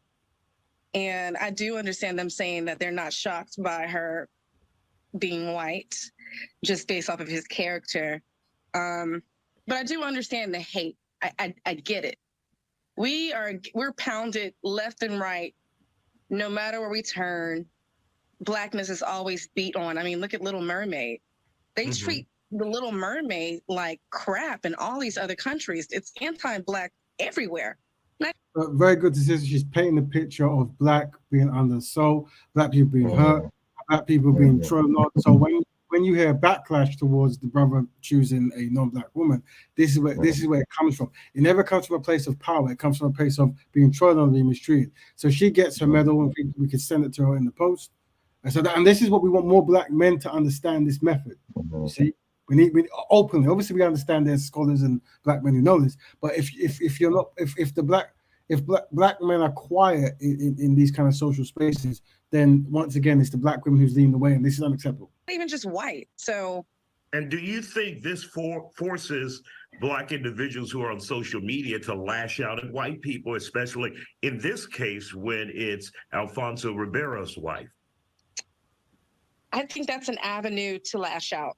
We don't have a lot of avenues to lash out without being punished. And it's not the other way around. I think that white people, especially. See what she did there? She's saying that we're so inadequate and there's so much power above us that there's very few avenues to actually complain. So the only thing we can do is complain about the choices that black men make when they're not practicing black love or black betterment. And that's what it is. It's verbal frustration. Not racism, verbal frustration. Can lash out and do really heinous things and get away with it. The other way around. You see a black person with someone who's white, or even a person of color who's not black, we do feel some type of way about it because we're always taught that our blackness is not good enough. People literally have kids with See, that very good point there. Our blackness is not good enough. How we extend that is obviously other people saying blackness is not good enough, but we can say that through doing that for so long, they're victorious and actually make black men believe that and not practice black betterment or a collective progression. And that's why we're in this predicament. And that's why there's a need and a value for black men to be constructive and find a constructive black woman. Black people, because they want biracial children. They don't want nappy hair. They don't want they don't want dark-skinned kids. They don't want black features. Very important. Highlighting the fact that black men who don't value the phenotype of black people. Remember, campaigning, meaning they want to have their partners or their children as close to the phenotype of the enslaver, the man who successfully campaigned, who is a superior campaigner, while black men are an inferior campaigner. You see, these are the words you have to use. What Brother Carl was saying, there needs to be strong words, and I agree, like sure. But I think we can actually use correct language strongly. Like every time I'm in Speed's Corner, I use that term, inferior, superior, hearts drop. People, they give me private messages. Why use that term? And then you got to think, yes, use it correctly, innit? That black men are collectively inferior to white men at marketing the beauty standards of our own community. Prove me wrong. Now, you see, now we've controlled the narrative. Now the black people have to come together and justify why are we not campaigning for our own beauty? Why is the black woman not the primary of every single beauty standard, from at least from our standpoint? You see, very important stuff. Very important stuff. Let's carry on listening. There's wide noses. People literally do this to whiten their bloodline. They don't want dark-skinned kids or anything like that. She's talking about racial whitening. You see, this sister's getting a whole lot of gold medals. A whole lot of gold medals. So I get that. It's Amber, let's bring you into this conversation. You have dated interracially. Have you felt any hate as a result of dating someone outside of your race by that other race's, the community of that other race? So one thing you have to understand, family, when we listen to any non-black person dating a black person, when they give you their narrative of their life, and I hear all the time, is what they'll say hatred on both sides, and they won't quantify it, and they'll give vague examples that don't add up, and because they want it to believe that, you know, the overall concept is that, but really it's one side mistreating the other side, right? And that doesn't mean that we then keep on saying yeah. It means that actually let us focus on ourselves, but let's see if this individual does the same thing. Absolutely. You know, I've been interracial for 35 years. I was the first person to openly interracial date in a little small town that I lived in part of my life. And, you know, you don't, just because you're not racist or you weren't taught hate doesn't mean you're not ignorant. You can still not understand what's really going on in the community and what's going on with the struggle of understanding what you're dealing with other races. And I remember we had to hide it because if, you know, my dad was a business owner and my best friend was so scared that if it came out that, you know, we would get injured or hurt, we used to get chased by the kids. There was a Ku Klux Klan in our town. Everybody knew who it was. Everybody knew who ran it. But we were never, my parents never raised us to be racist. So we were, that's where I say the ignorance come from. So I get both sides of it, but you love who you love. And when you grow up like that, you're not taught to hate. You're not taught division. Racism is taught. And I got hate from both sides of it. I still get it. I still get the looks. I still get the comments. I have children that are in their 20s and they're biracial. And I've said this before. I had no idea what kind of struggle I was really putting them into, because even though we weren't raised to be racist, we still weren't educated on racism and everything that goes on with that. And so I get hate on both sides. I've had white people come to my events. I do a lot of events, and there's too many black people here, and they don't. So right now, she's describing white people practicing racism, anti-black racism. Right. So let's keep listening. Come again. I've had, and it's gotten back to me. I've had the opposite of that. Black people like, what, you know, he's just a white girl, and you know, I'm like, I'm a grown woman. I'm tired. Did you see that example? So yeah, brother, it's method actor, bro. She's not gonna explain it in depth, brother, because she has been taught on ethical code of conduct, bro. That's the reality. I've been called a white girl, first of all, but. So she said the Ku Klux Klan were trying to kill them, lost a job and all that, and a black person called her a white girl. That's the mutual pain of. But you know what I'm saying? but the thing about it is, it doesn't diminish Black women. It doesn't mean it's a takeaway. It's not meant to be taken as an insult. You know, the bigger question is, what do we say to their biracial children? You know, because one of the things that the way I thought about it was back in the day, 30 some years ago, I'm like, this will help. This will help if we can, you know, biracial kids, you know, you have both sides of it. You understand both sides of it. You don't understand what you're really bringing them into and how. So this is very dangerous talking where Very dangerous, bro. Where individuals try to paint up the values and benefits of having one black parent, one white parent, and this is the solution to racism. Whenever they say that, go, but the men in your community are collectively adequate. You own the world with economics. Like, how can the black community have any economics if we keep giving it to your community? And see what they say. Take it there. Always highlight that their community is in a superior position, ours is in an inferior position. We understand how we do this by black men working with black men, marrying black women. We understand the strategy works really well. So why are they economically destroying our maneuvers with this kind of fairy tale having one black parent, one white parent is what's going to solve this problem of racism? When we know the problem of racism has to be solved through economics, family building, and that kind of stuff, right? So it's kind of listening. And we're joined by Empress Crystal Black Betterment to the system. How racist this world really is. I've lost jobs because of it. I brought my husband to an event. I got fired the next day. I put my pictures out at my job. I got fired the next day. I have lost clients because of it when they met my husband. The racism is on both sides of it. So she just named a whole lot of brother. Yeah. And then said both sides. So far, she says the racism from the black side is calling her a white girl. And it's unfortunate because I think that it can be taken personally that saying I'm choosing someone of another race is not meant to be a diminishing act toward Black women. I think that it is about you love who you love, but trust and believe the racism is alive and well on both. So you ask them about economics, you have to ask them about repairing the damage that was caused.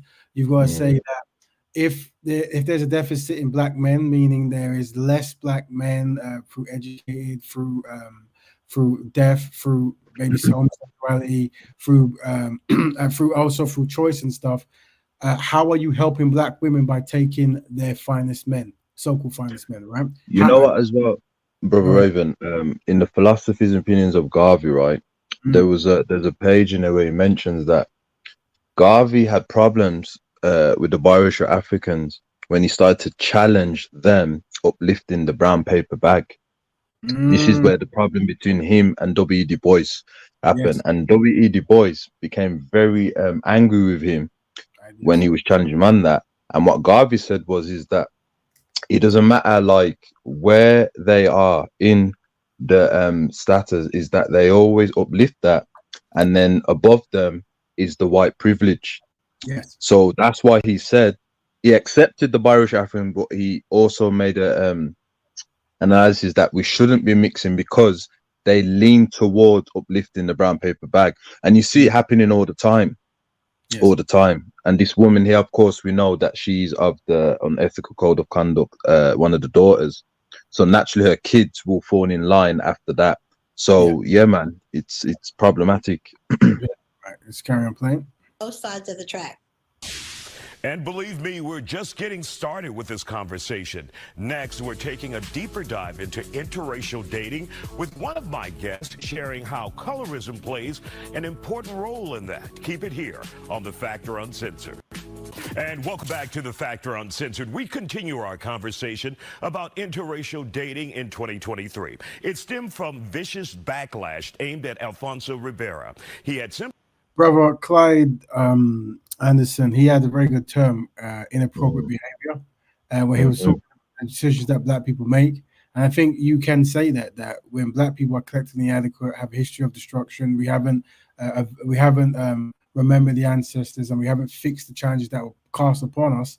It's inappropriate behavior to not have a family, community-based plan, in an industry-based plan. And instead, you're talking about love has no color and love will break racism, this kind of stuff. posted a photo of his wife, who happens to be white, and biracial children. The public went in on the actor. The discussion among many guests have gone to another level, with both replaying their own personal experiences with prejudices from other races. Let's talk about it. And Bevan, when you hear Amber tell us her story, your thoughts on that? I mean, I feel bad for her to an extent. You know, like, I get all that is wrong, and I understand that love is love. That's only one aspect of it. I mean, for example, look at basketball players, celebrities coming up. The thing to do is to get a white woman or a non-Black woman, because Black women are with the struggle and they're not with the come up. This is common, this is known. And I know a lot of white women who purposely kind of flaunt that Black men want them more than them because they can create good-haired children, that they're more docile, similar to Asian women, that they're not loud, they don't have to wear weave and X, Y, Z and the other, which is not good. That's self-hate. So I see a lot of sides to it, but I see a lot more of that in the South. East Coast, a little different. The West Coast, similar to the South, light-skinned, biracial. To an extent, I do feel bad for biracial people. However, they're always put above, quote unquote, both Black parent people. You know what I mean? So we go through a lot of colorism. Dark-skinned women are always seen as aggressive, mean, ghetto, loud, ratchet. The light-skinned woman with the white mom or white dad is so soft and fragile, and this is how it's portrayed in movies, in shows, modeling, fragrances, malls, everywhere. So we can't help but to feel a certain way. I have I have privilege because of my skin tone and my hair texture sometimes. So there's layers to it. I do feel bad that she lost her job and all these different things happened, but I have seen it on the other side where, I'll give you one example, a major one. It was me and some other women, other Black women, were at a table with some Black men. Very important point here. Have a listen. This is the response of the European. Actually, before we got there, it was a table of Black men, my friends, and some white women there. They were having fun, whatever. We got invited, me and some Black homegirls. We come to the table, and the white women all of a sudden start to get quiet. And they didn't like the fact that the Black men were looking at us because they're so used to the privilege of being the top tier They eventually left because they were uncomfortable by us getting attention as well. They thought that all the attention was going to be on them. And this is common. Me as a Black woman, white women do act a certain way around me because they do feel like they should be put on the pedestal at all times. And I'm going to be the loud, aggressive one and X, Y, Z and the other. So I believe that interracial relationships should happen. It's natural. Love is love. But we don't believe that. What? Yeah, there's a bit of we can't act like people are treated a certain way and we're just lashing out for no reason. Now, the white side is really just straight up racism. Black side, I think it's really reactionary to how we're treated. Very important. Remember that it's reacting to racism. And also one other thing for the campaign to remember is things like Black people are very reactionary and Black Betterment is pro-actionary. So rather than waiting to be mistreated, you create the scenario where if it happens, you're protected. And part of that process is marrying a Black woman, becoming constructive and making institutions and industry and stuff. And Amber, would you agree with that? It's reactionary on the Black side? I think it's all talk. I think you need a new circle of friends if you think that women are getting jealous or because you're getting attention and because it's not about any of that. I have friends and all walks of life. You can't really do that because what you're doing is you're watering down my experience, and you can't just say, "Oh, well, why wouldn't you do this because I don't do it." No, but that's exactly what you're saying. I've had multiple situations just like this, and Black women are not reacting for no reason. It just slight note. The woman's facial features and behavioral patterns, the European lady. When I go on some of the UK Black shows, whatever, I see this kind of characteristics, this behavior, this look. And obviously, this might be like what certain black men go for. I don't know, but I'm sitting across the pond. I'm seeing this kind of aura. Sounds like the spirit of what I see on some of these channels I'm seeing here. But that's just me just highlighting. Happens. Right, but you're also not accounting to the number of white men that date black women. But you So there is a small number, and that's another thing. Very important. And this is where I'm now giving you family strategy, right? Yes, black women are dating white men, and it is growing slightly, right? But more than slightly. But the issue is, black women desire to be with black men, but they are finding it challenging. Some are finding it challenging to find black men, and then obviously they are not being picked by many black men, especially more affluent ones who are in public eye, whatever it might be, this, that, and the third. So it's understanding that black women are trying to find black men, while black men are trying to find the daughters of white men. In certain unsynchronized black men are doing this, right? So, brother, go ahead. Could we say that for the tools of the objective of the ice woman is to be an overseer for a community to get as much resources out of the black man, and also to compete with the black woman due to historically that all men have desired the black woman, and she's never forgiven the black woman for her men historically, and even now still desiring her. Could we market that, brother? Yeah, no, definitely. And there's certain scenarios whenever, because what you're going to hear this term, love is love and love has no colors, kind of stuff, right?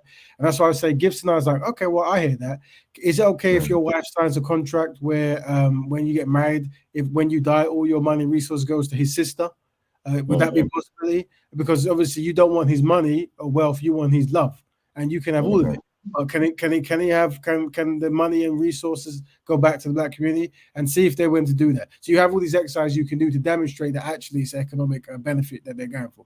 do you have a problem with that as well, or do you just have a problem with that? So no, so aggressive. So the sister was trying to give you a story of a hard time in her life, and there's no the aggressive tone towards her. No apathy, no sympathy. Just you're to blame. You're to blame. Now this is a woman who's going to be raising young children. But let's go. It sounds like you have a problem. Maybe that's what it sounds like. So one at a time, guys. From a black woman's experience, I can't speak for. That's what I'm going to do.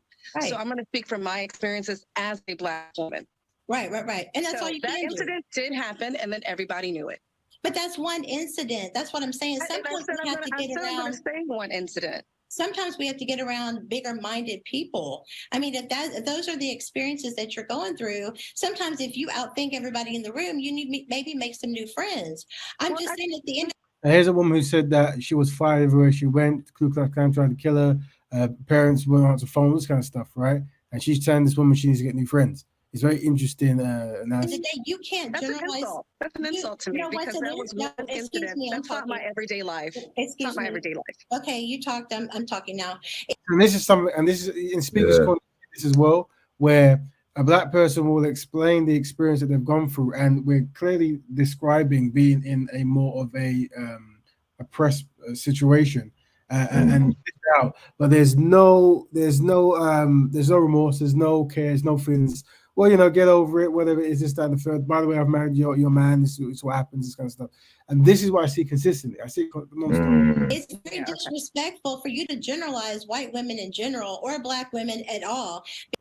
Well, I don't know why she would have made that analysis there, but notice what she's doing. She's defending white women. She's defending white women. Yeah, and then she's trying to, I guess, red herring the lady's opinions and create another kind of side story. Because there are different kinds of people in different kinds of walks of life. I grew up in the South. I mean, so it definitely is going to be different than the North. But at the end of the day, it's all about division, and we're all part of the bigger agenda, which is to keep us divided so that we don't unite and figure out who really is trying to keep us divided. Now, that's something, the mystery man, we have to shoot that down. What you find is whenever you go amongst like hip-hop-y kind of European guys, or you go across, Asians or whatever, poor people and stuff, they'll try to paint a picture like, no, it's the man and poor people come together and you shake each other's hand. You go, no, that sounds good. Yeah, we'll do that once we fix the black community in it, because we're collectively inadequate, you see, and we don't have time or resources to then start doing this for one fool. Meanwhile, as Brother Cal says, you've got 1 foot here, 1 foot there, while we're putting both our feet in your kind of camp, while you're only putting half of your feet in our camp. This kind of stuff. So it's not. So whenever they try to do, we got to come together to take down the man, and who's really pulling the strings, and the lizard people, this kind of stuff. Okay, that's fine. We'll do that afterwards. Let's marry each other, get economics, have black family wealth, and build up our own resources. Then we can come and help you fight the man. At the end of the day, love is love, and at the love is love, but they go, yes, but black love is black love. Don't forget that response. At the end of the day, I understand, and just from being a matchmaker for 20 years, trust me, I understand that it's harder. Only 1 in 4 black women will ever get married. So what she's doing now, she's not explaining the plight of black women with no kind of solution, or she's like, I'm just going to mention it for absolutely no reason. And so I understand that the number of options may feel more diminished. You may feel like there's more options, but at the end of the day, so if you fall in love with somebody on the job and they happen to be Hispanic, should you not do that because Hispanic women are going to have, you think Hispanic women will have a problem with it? It's not a problem. You've just described that black women have less options and than the black community, and have gone through a history of treatment. So the primary is the black man of the black woman. But once again, the non-black person who's taking the black man or vice versa, whatever, they're not going to use that as any kind of example. They're just going to try to really fend for themselves. And still ahead, we'll have more of this heated discussion after the break. Don't go anywhere. And welcome back to The Factor Uncensored. We continue our debate about interracial dating. My guests have the last word. Take a listen. Bevan, we're going to let you wrap us up in the last remaining moments here. Bevan, go ahead and respond. Yeah, let me respond to that because you're misconstruing everything I said. I said there's layers. You're doing this whole kumbaya thing. That's not realistic. Kumbaya? That's not how the world operates, and that's not what I said. In your reality. Let me be very clear. Hold on, Amber. Let her finish. Yeah, let me be very clear. I said one incident. I never said that there should not be any interracial relationships. I said, don't be clueless and act all kumbaya like sweet. It's not. It's not. People are literally reacting for a reason, and it's not equal. White people are the oppressors. So however you feel about all the whatever black man you've been with, white people at the end of the day are the oppressors, and most of the time, black people are reactionary for real reasons. I never said don't date interracially. I have many times. I'm not strictly black men, but I know when I know when there's microaggressions around me, and I know when white women are doing it. And I didn't say that all white women did it. I said that I've experienced incidents where it's occurred. So that being said, there's layers to why people react the way they do. You can say divide and conquer all you want to, but I know at the end of the day, you have more privilege than I do. And I know what my experiences are as a black woman. And my mother is biracial. My grandmother is white. So there's layers to it. I understand it. But we're not going to sit here and pretend like black people are just reacting for no reason at all. And they're just mean. You know, I just don't think that's fair. Nobody said that. Well, we made it seem like we're just problematic, and that's just a little absurd to me. But you're talking about your reality and as a general, and that's just not true. You can't speak for everybody. You said my reality in general. So yes, my reality is me speaking from my reality. I didn't say all white women did this. I didn't say all black people did this. Ladies, that's it. That's all the time we. Yeah, and that's why you always want, if when possible, not mention white people ever. Include because these tactics of having you go around in circles to prove pain. You got to understand that when it comes to racism, the best people to teach about racism is white people. So I know black people think that black people can teach white people. Actually, it's white people can teach black people about racism. But the challenge is you'll find that white people won't want to. So, for example, when I jump on certain panels and there's European women on the panels and they're around the black men in these kind of shows and cheerleading for the stuff they're saying, I would say, like, you know, rather than take the men from our women, why don't you create an institution where you dismantle white supremacy and pay back reparations? You said you want to be down with the brown and this kind of stuff, whatever, right? Why don't you do that? Why don't you collectively go with white people and create an institution that actually breaks down racism and pays reparations? And that's your job. You want to be part of the team. That's you and your white collective can do that, but they never want to do it. They want to be they want to be up there with the black man in the white institution. And I can, before we invite the guest on, I remember saying to one gentleman, and he said to me, he said, "What are you talking about? There's this MP. He married a white woman, yeah." And he was helping black people, and then when he died, the white woman took over his business, and she hires black people. This is helping. I'm like, yeah, but can you see that she's now in charge of black people? Can you see that she's now inheriting? So, not understanding how this works, you see, The overseer technique again, isn't it? Exactly. Exactly, crazy. But anyway, we're joined by Empress Kush and Melanated Goddess. Welcome to the panel, sisters. How's it going? Black Betterment. Black Betterment, son, sisters, Black Betterment. Oh, maybe your mics might be off or you might be away, but we're tackling the question. Let's go up. Where's my document? Peace, brothers. Black Betterment. Peace Black to Betterment, beloved. Christy. Black Betterment. I don't know if you saw my message. I did. The thing is, I don't know why you can't message us the account. I'm assuming if either something's gone wrong or maybe because the thing is, the only way I think I can think of is someone has to, I assume, go into your address and because I've gone to other channels and I'm on this account and my comments are there. You know, I'm modded on other channels.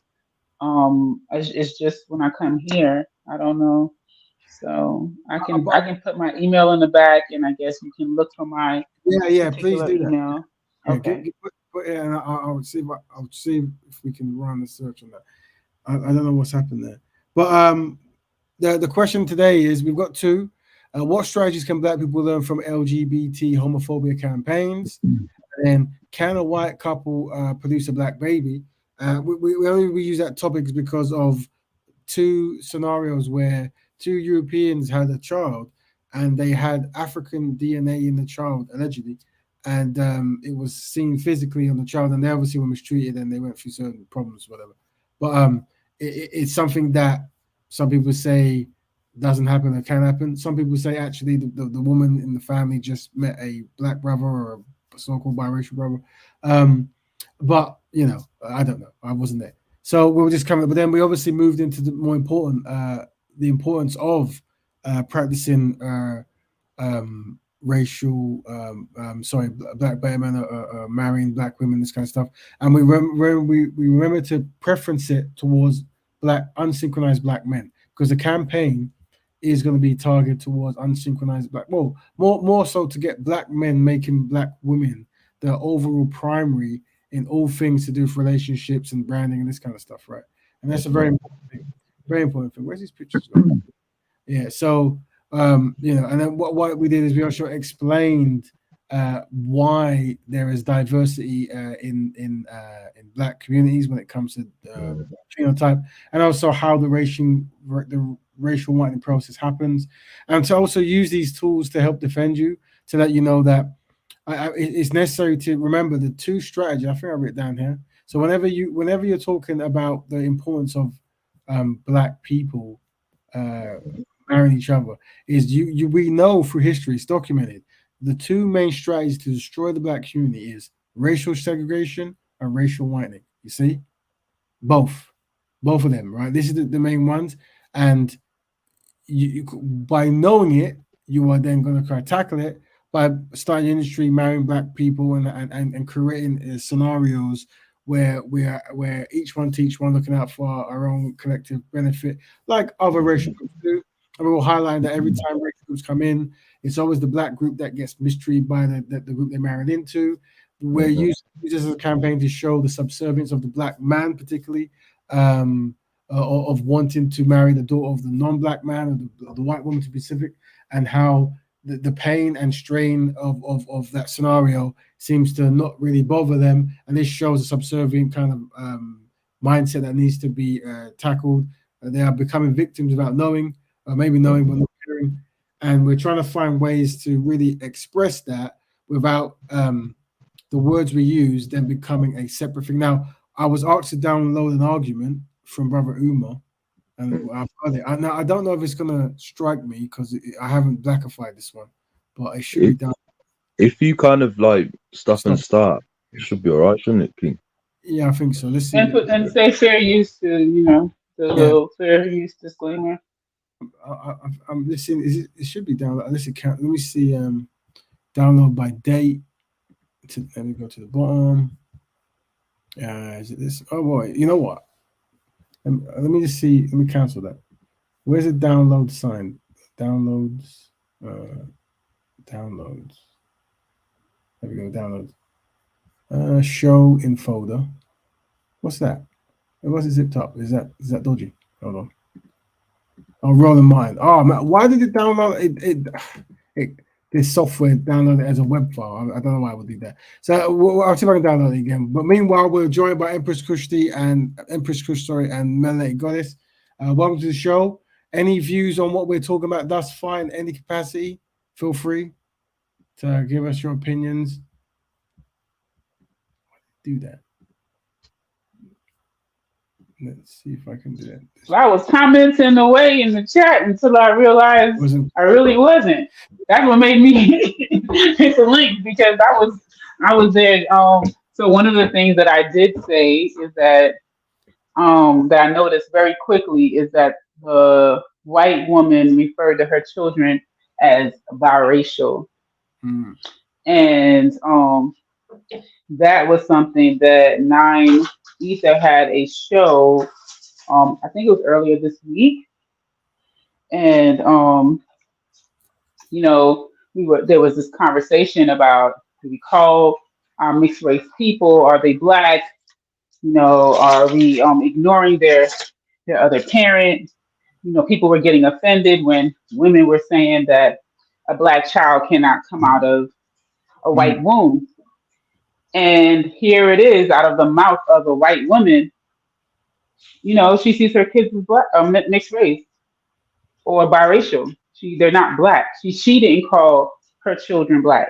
She called her children mixed race. And I think we should follow suit, be respectful and honor both heritages that the child has.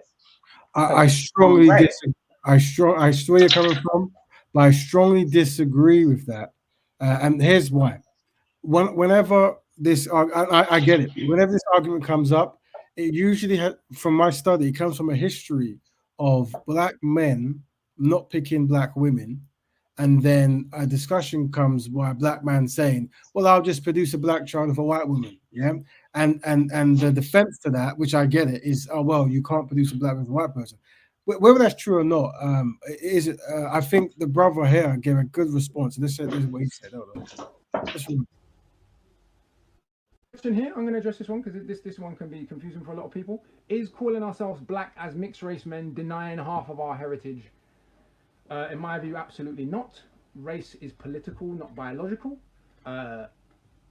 If I'd have grown up in Jamaica, I might have been a high color uptown Kingstonian. We'll stop it there. Yeah. What I'm saying is the reason why. I mean, I get the whole pick a black person, this kind of stuff argument, right? But I've never seen this argument come from any other place but black men picking white women and saying, "I'm going to have black children with a white woman." And the response to that from black women, rightly, I get it, is saying that you can't have a black child with that. I think Brother Amos, he said that I'm going to see if I can find that video, because in America, obviously, we gave the example. I'm trying to find my PDF now. So we showed the history of why black people how it worked, right? How the color diversion came and how terms became one term and how it stopped being tracked and stuff, right? And I think he said, very good scholar, he said, this is back in the, I would say, early 90s or late 80s, and he was saying in one speaking that I noticed that now they're using this term of mixed race. And it seems to me it's a very good mechanism to take away the number strategy that black people have. See, when you have one identity, you can work as one collective, right? You're working, you're pulling resources, you understand the goal. When you want to divide, then you just come up with these different terms. So even though I understand the plight of a black woman who says, "I don't want a black man to use the strategy. I'm going to marry a white woman to have a black kid." And I'm saying that I get the strategy of to shut that down, but I'm saying that us black men, we can have different strategies to shut that down. So that isn't the case. That's how I see it. Because from what I've observed, that's the motivation between the terms, right? Whether something is or isn't really, because what the brother says is political, and it really is political, because whenever you have a group, if that group then starts going self, then it's like, okay, it then expands. Who is biracial? Biracial then becomes multiracial. Multiracial then becomes African and non-African. It's literally like Brother Carl talks about whenever we interject shades and tribes and nations, we start indirectly creating forms of tribalism, which if I was the enemy of black people, that's perfect. And one thing when I've studied Europeans, there hasn't been one war that I've seen them wage against. I'm just going to mute. I think someone might have their thing open. I'm just going to mute for 5 seconds. Yeah. One thing I haven't seen whenever they've gone and they've battled non-white combatants, the strategy that's usually the most successful is find a way to divide that group into you're the tall one, you're the short one, you're the one with the European bones, you're the one with the African bones, you're the one who speaks Anglo, you're the one who speaks this, and it's a very good one. Now, I'm saying that by all means, you can have terms for the different groups, tribes, or whatever in Black group collective, right? But to remove someone from blackness, to remove someone citizen of that blackness, could be very dangerous if it is a strategy used to undermine black progress. That's from my research, and that's my responding to black women respond to that concept of black men saying, I'm going to go and create a black family with white women. Now, I'll end by saying this. The verbal response you can do that minimizes damage on both the parent and the child or the community is say this. You can't make a black family without a black woman. And the reason you say that is because you identify the first member of a family is the wife or the husband. And if you pick that wrong, then your whole classification is off. That way, you never need to talk about whether the child is perceived as mixed, black, bi, or African, or all the terms we want to use, because the focus is on the black man in this scenario making the wrong choice when it comes to picking a black woman. So you can make terms like, okay, so you don't want a black family. Go, oh, I am, but a black man, all my kids are black. No. A black family is every member black. So you have a mixed family, right? And we understand that the wife is now the queen of your family. You see, your wife is now going to inherit all of your wealth and resources. So you keep on the choice that the man makes, who picked unsuccessfully. He unsuccessfully found a black woman and decided to marry the daughter of a white man. You see, and you go, and then you let them know, I understand why you want to marry the daughter of the white man, because he's collectively superior to the black man. But don't you think it's necessary for you and your other black men to come together to be collectively adequate so we can fix the 400, 500, 600 year of challenges that black people have gone through since non-black people came to the shores of Africa and had their way of causing havoc and chaos? Go ahead, family. Trying to find this link thing. I think I don't know if I think the whole mixed race thing for me was based on the argument that black men said about having a black child. To be honest, the first time I ever heard that was literally online. The whole concept of someone being mixed race has been around for a while, and I just think that, I don't think it's down to that argument alone. I just think it was so interesting because I was on TikTok and one of the guys who's he had a viral video, and I must have followed him somehow because when I came on TikTok, he was live. But he's American, but he has a Pan-African show. And I was only listening for about 45 minutes, and two British people who class themselves as mixed race came on the show because he asks everyone to say their name, their age, and where they're from, if they're black or not, because he has a Pan-African show. And both of them said that they were mixed race. And a man just literally, he has a name for people who do that.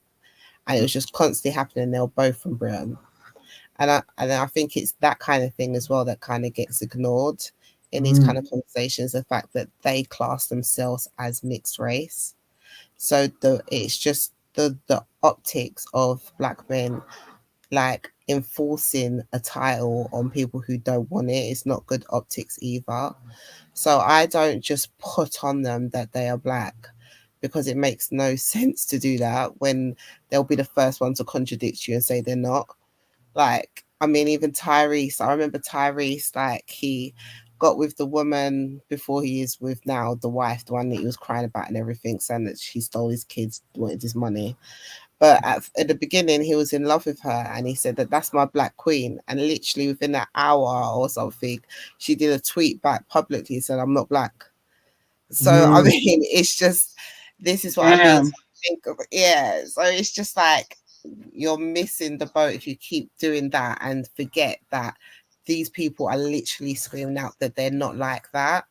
So I always say that scientifically you are of both parents, but when you tell me what your mindset is, because it is, if you're going to say it's political, that's what it aligns with. If you're mixed race, you're telling me you're mixed race, then you are mixed race to me, because politically you're telling me you're mixed race. But if you've got two parents, then of different, like, and of mixed heritage, but you say that you're black, then you're black. But to just to say, oh, you know, they're all black and this is just because black men are sleeping out and saying that, is just kind of, I don't think that is it, if that makes sense. No, you made it very clear, and let me unpack it. Very well spoken, and I agree 110%.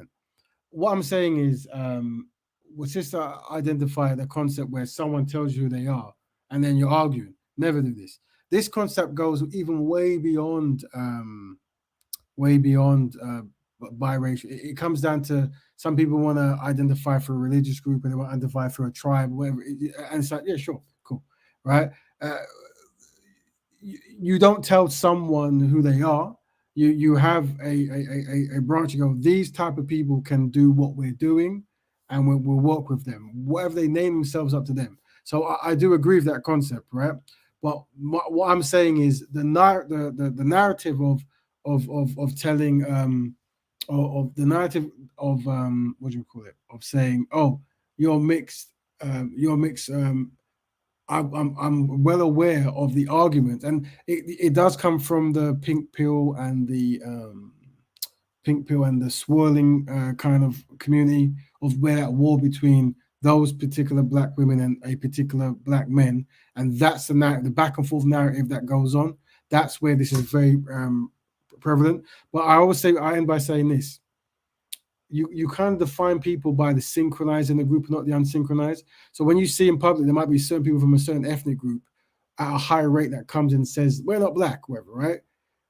That's cool, whatever. Let them be what they want. But you define that group by the synchronized, not the unsynchronized, because unsynchronized brothers and sisters disqualify themselves. So it doesn't matter. And what you tend to find is, if you're trying to build an industry, if you're trying to build a black family, if you're trying to build black health, and all a person can say is, I'm not black, yeah? And they want to have a 1 hour debate about not being black, then there's nothing they can contribute, because that's what they are. All they are is, I'm a not blackish person. And that's what my thing is, I'm not black. It's just like if you speak at school and people come up, and I think it happened last week, all some people want to say is, oh, don't you feel that Caribbeans complain a lot? Like that's their contribution to a conversation. We're trying to find solutions, and you're saying, oh, don't you feel that? How comes that Caribbeans complain a lot and others don't? It's like this kind of stuff. It's like, that's where your mind's at, right? So I think that's where we're at, as in, however people want to identify, but you judge a community by the synchronized of that group, not the unsynchronized. Now, guys, I had to mute you because there was some static coming in, but if anyone wants to speak, just unmute yourselves, by the way. And if we're going to see if we can find out why Melanated Goddesses was blocked on the thing. So Can you play that Umo video as well? The thing is, I tried to download it, and when I opened it, it's a fix. So I'm going to see if I can click it one more time and see if it downloads. Let's see. Let me check. Hold on. Right. But While you're doing that, I was going to say I'm not sure if I necessarily agree with like judging someone by the best of them, because no one else does that. We don't even do that within our community. And if you just kind of go with the majority or the common consensus, that's what you kind of go with. Do you know what I mean? And I think that, and I do think that it depends what side of the pond you are, because like I said, in this show, there was loads of people from different parts of the world, and it was only the British mixed race people that were jumping on saying that they were mixed race. Yeah, but do you know what I mean? So I think from where I am, where I live, and where I'm from, I know where like someone like the fact that a color is quite prominent is because he's a rare entity. We don't have any other mixed race that you could really point to that thinks like him, if that makes sense. Do you know what I mean? I hear that. And yeah, and I'm not saying you would judge an entire group by I'm saying that you only concern yourself with synchronized people, because and the thing is, fashions happen so quickly and campaigns happen so quickly that I even saw it. There was a group that identified as the Black Irish Women's Help Academy. It started back in there because of racism of Black Irish women are fostered or whatever that they went through. And now they're, nowadays they call it the mix thing. So I get it. People, I think it's downloaded. Let's see if it worked. Probably not. Right. Has it? It has. That's good news. It's gonna play. So we're gonna play this scene. It's a similar scene of blah blah blah blah blah. Hold on, let's download it. Let me start put it in the thing. Downloads. Let's have a thing. Where is it? Oh, where's the video section? It must be this one. Is this one? Is it this one? No, 2003. We found it. Now, hopefully we'll keep starting and stopping it. Because it's 15 minutes. Is it 15 minutes? Should I put it towards when they start? So we'll go right to the bit where they talk about biracial stuff and this kind of business. And you were raising money for it. First of all, how much money is... So they're trying to question his professionalism, his credentials, which is very uncivilized. White people, you're going to sit here. Yeah, so this is the sister who wants to talk about marriage and this kind of stuff, right? School. I mean, you can start a school. Because charter schools are owned by the state, and I'm a Pan-Africanist. I believe what is to be done for black people must be done by black people. Why do I want a charter school? So you want a private school? Exactly. Independent school. Lauren. So the question of interracial marriage, I mean, come on, man. You're too smart for this. We got 43. I'm too smart for what? We got 43 million black people in this country. And that we got means over what? 190 million white people. You're going to sit here and say that if a black person and a white person get married, a black person and a white person get married, one can't understand the other person's struggle. You've seen Tim Wise, right? You've seen Reverend Wallace. You've seen white people who understand racism very well. That doesn't mean something else is that the emphasis of this story is it's okay to marry a white person because they can understand your pain. And the brother will try to defend that they're not. I think the angle I would go from is, unfortunately, black people are collectively inadequate and white people are collectively adequate. So to marry into their group, it doesn't benefit our group. And until we can actually get some kind of structure going on, there should be no marrying out. It should be the focus and template should be become constructive, find a constructive black woman. And then I will go on to black men making poor choices consistently. Therefore, meaning black women have less options, and we have to systematically change that, psychologically change that. So the opposite is true.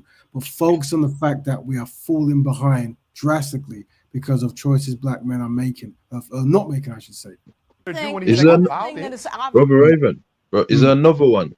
Perhaps you've got that kind of tackles. Is there any more?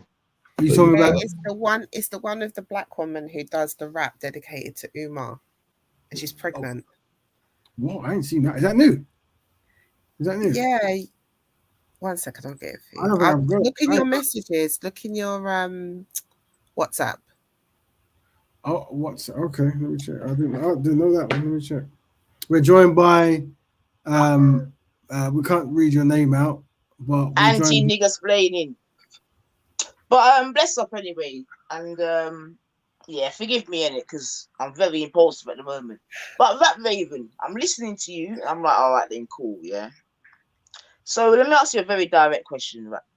What is the consequence for being unsynchronized? You need like a well, unsynchronization is the first. The first thing is highlighting that something is. No. Listen, I know what it is. Yeah, I want to know what is the consequence of it. So, what we're trying to do, or what I'm trying to do, right, and others as well, is there should be tangibility in everything we're doing. So, if I'm describing building an industry, right, or an institution, being unsynchronized means you can't be a part of it, or you can't be within a certain rank. So, if I start a company, you can't be on the board. Right. So wait. You can't be in a certain rank. So that means you can be involved, but you just can't be of a certain rank. Correct? Depends the nature of the because what you gotta understand is hold on, I'm just trying to check this video. Yeah, so let me ask you directly. Yeah, so what it is it does depend. So if, for example, you've come on and you've used language that might be seen as unsynchronized, right? No. All right, then let me be more specific. What's the consequence of having a child outside your race? Well, there is no. I can't. I need a bigger context because. What do you mean you need a bigger, brother? You said that if you do that, you're unsynchronized. Yeah. Okay. I've been listening to you and Kel, so I know what it is. Yeah, if you do that, you're unsynchronized. I'm like, then cool. So now I'm asking you, what is the consequence, if any? Yeah, you've been saying this a long time. I'm telling you, yeah, that right now we are talking about templates to build, right? So by having some choices, you will not be in those templates when those individuals build. So we're not talking about. I'm not saying that I am this king who has a castle and I'm going to go around and punish people who don't do these things. I'm saying that there's a way to process stuff, right? For example, veganism, Islam, Christianity, you name it, right? Are you listening? Okay, all right, let me try again. What is the point of you playing these videos? What's the point? What the point is to educate Black people on to make the right choices and to find people who also make the right choice and work with them. So okay, excellent. And how are you educating them? Well, we're doing case study analysis now. You're a part of it, right? Well, you've jumped on the show. Okay, I'm a part of it now. I'm a part of it. Excellent. And now I'm coming to ask you. Okay, we've done the case studies, this, that, and the other. Now, what is the consequence of breaking the protocol? Well, what it is, I can't tell you that because, for example, right? Let's pretend that me and you are doing something, right? I can say I don't want you in what I'm doing because of you're doing something that's unsynchronized, right? I can make that choice because I'm the authority in what I am doing, right? And what you'll notice in Speaker's Corner, right? There's certain Black brothers who practice the lifestyle you're talking about, and I do what I call pro bono, meaning I go and I help them do better as a pro bono gesture because I believe in helping Black people. But on the shows I run or the campaigns I do or the projects I run, they won't be there because they're unsynchronized. And it isn't just Raven. Let me give you a high learning. Let me give you the high learning. No, but Raven, because that's what I'm saying. You're frustrating me, bro, because I'm listening to you. I'm like, cool. But in practice, like, for example, you're going to speak economics. Are you going to speak economics? I'm not going to speak economics, no. All right, but you went before, yeah? I was invited and I went pro bono. What does pro bono mean? What does that mean? Okay, so I'll break it down, right? I'm a person who has many different crafts, right? And I charge a lot of money for my crafts, yeah? A lot of the amount I charge for my crafts, many Black people wouldn't be able to afford, or many people generally, right? For the crafts I actually do. If I find Black people trying to do better, I will dedicate time, which is called pro bono, to help them do better in something they're trying to do. Because I have the skill or trade in order to give them direction. Even if they're unsynchronized. Well, here's what it is. An unsynchronized person will never get as much time as a synchronized person. Okay, so from what I'm understanding, yeah, there isn't that much difference between an unsynchronized person and a synchronized person. No, there's a tremendous. There ain't that much difference. I'll explain it. But like I said, do me and you make money? No. No. Have we ever made money together? No. So I can let you know that the people I make money with are synchronized. I'll let you know. But Raven, so does that mean that I'm not synchronized because me and you have never made money? You are the example I'm giving because you can speak for yourself, knowing that you're not making money with that, right? So you asking me what is the difference between someone who's synchronized and unsynchronized, meaning who is more in sync with an idea that we're pushing for the collective betterment of Black people. I'm saying that synchronization, yes, we can talk from the standpoint of someone's doing something that's against Black people's collective best interests, but it's also team ethics, like who will work best well for this thing we're trying to do. Yeah. Right now, that means that, but you see, Raven, this is where it becomes problematic, because then that means that I could bring in someone that's not of my nation that it could be argued is more, using your terminology, synchronized, because they're more adaptable, they're doing what I want to do, this, that, and the other. I'm glad you said that. So in the definition of Black betterment, when we start, this is the 100%. It says Black people helping Black people on Black issues. We got to understand is right now we are reading out a template for people to follow if they so choose. But I follow that template, and other synchronized brothers follow that template. I meet those brothers and sisters in private in their industries or in their curriculums because they're synchronized. Now, you might see me with an unsynchronized so-called popular person because I'm practicing pro bono, meaning I see a kindness and a necessity to try to still be around people who have not followed what we deem as a better collective way to behave. Yeah, then to me, Raven, there's no line, man. There's no line in the sand, man. Well, that's you, isn't it? But once again, yeah, I'm just saying it because you're saying this case study settings. So I'm just saying, as a student, I don't see no line in it. Here's what it is, right? I practice open door elitism, right? I'm very, very clear on that, right? And when people ask me, what are you doing or what do you do? They are not part of that elite group because they haven't qualified. Your behavioral patterns, your consistency, your skill set, all that qualifies. But how I give back to Black people collectively is by giving them the pathway that I follow, right? So anything I'm successful in, I should be able to demonstrate with the path, right? And we dedicate a time every Friday and every Sunday to publicly speak, to let Black people know, here is what we do to how we get here. And if you're doing something and you're trying to be constructive and you're mentioning Black people, we will dedicate pro bono time because we believe in that concept, right? Now, I understand there's a concept where it's like, you're starting this new thing, you're the leader, punish people who marry Black women, punish who don't marry Black women. I get that, right? What I'm saying is that doesn't work, yeah? What happens is you need to actually be a person who has an industry, a collective set, and you go, here's the rules. If you follow this lineage or this way of being, you can get here. If you don't, you don't. And everything outside that is pro bono. That's literally how it works. Now, if you are in an industry I'm running and I say you can't swear and you swear, you won't be in a certain platform because you swore, right? That's how rules, that's how people call me the robot. You want to talk about me personally. They call me the robot because what you'll realize is I have, if you want personally me, because you're asking me, I have comrades, right? Companions. What does that mean? That means I'm going on a journey and I meet other people who believe in the same journey. So we become companions. But what I don't do is I don't make best friends, right? Because you can manipulate best friends and say, well, I'm your best friend. Let me take drugs and beat up Black women and join. No, sir.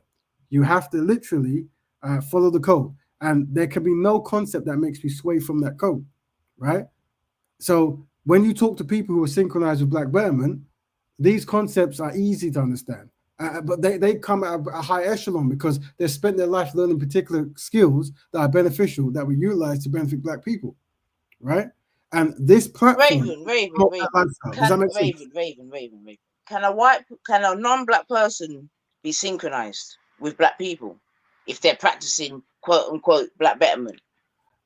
If any non-Black person does anything constructive for Black people, it doesn't qualify for the lifestyle of Black betterment. It doesn't qualify. That's not why I asked you. I asked you. Okay. Listen, according to Black betterment, they can't. It's detrimental. Brother. Can they be deemed as synchronized? Is my question. No, absolutely not. Absolutely not. Okay. 100% no. They can't. It's somebody saying, can I eat a vegan burger made of a beer? No, you absolutely can't. The definition has been destroyed. All right. But we can agree that there is no or else. There's no sort of consequence for not being synchronized. We can agree upon that at the very least, yeah. No, we disagree. What I'm saying is, then what is the excellent. So what is the consequence for not being synchronized? So what I'm saying is, once you've built your industry or your team or whatever you're doing with the lifestyle we're talking about, you then limit people or remove people who are not synchronized with what you're doing. And you have a set rule, like, do you value black women and marrying black women? You don't? You're not synchronized. Do you promote black love, black health, black economy? You don't? You're not synchronized. But a white person can do that, though. I know you're not trolling. I know. No, I'm not trolling. I'm being dead serious. I'm being dead serious. A white person right? could promote black. A white person can treat a black woman better than this, that, and the other, and all the rest of it. Yeah, Are they synchronized? No, but they can't be synchronized because you have to be of the black collective group to be synchronized. Okay, excellent. You have to be the black. So then, when a black man has a child with a white woman, is that child? What happens there? So I'll show you a diagram we've got here as well. No, I don't need a diagram. I just need you to tell me. Well, no, it makes it easier, doesn't it? Because here's a diagram, right? So what we're saying is the child born before the racial whitening process takes place, it's fully complete, is innocent in any kind of interaction. They don't know. And they're welcome to politically practice black betterment and marry a black woman or a non-black, black, one of the many black variants that we're seeing on the chart, whatever, right? As long as they do the same thing, they practice the lifestyle of black betterment, right? And then we've described why in the diaspora there is so much diversity of blacks, because that's been happening anyway.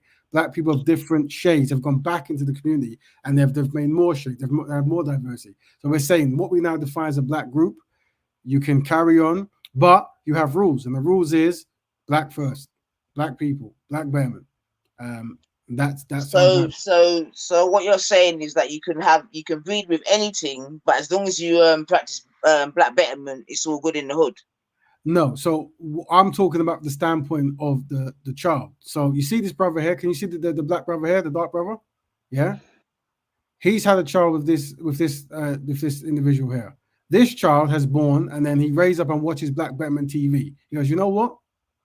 I want to practice Black Betterment. I don't want to practice racial whitening. I want to practice black betterment. So I'm going to find a beautiful black sister, one of these, right? Be constructive, start a business, and promote black betterment and do things that's going to push black people forward. Yeah, he's now free from the choices that his father made.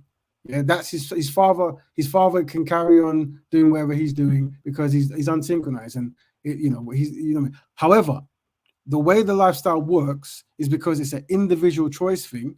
He can never be seen as what we call a black betterer, meaning a person who's 100% dedicated to black people, right?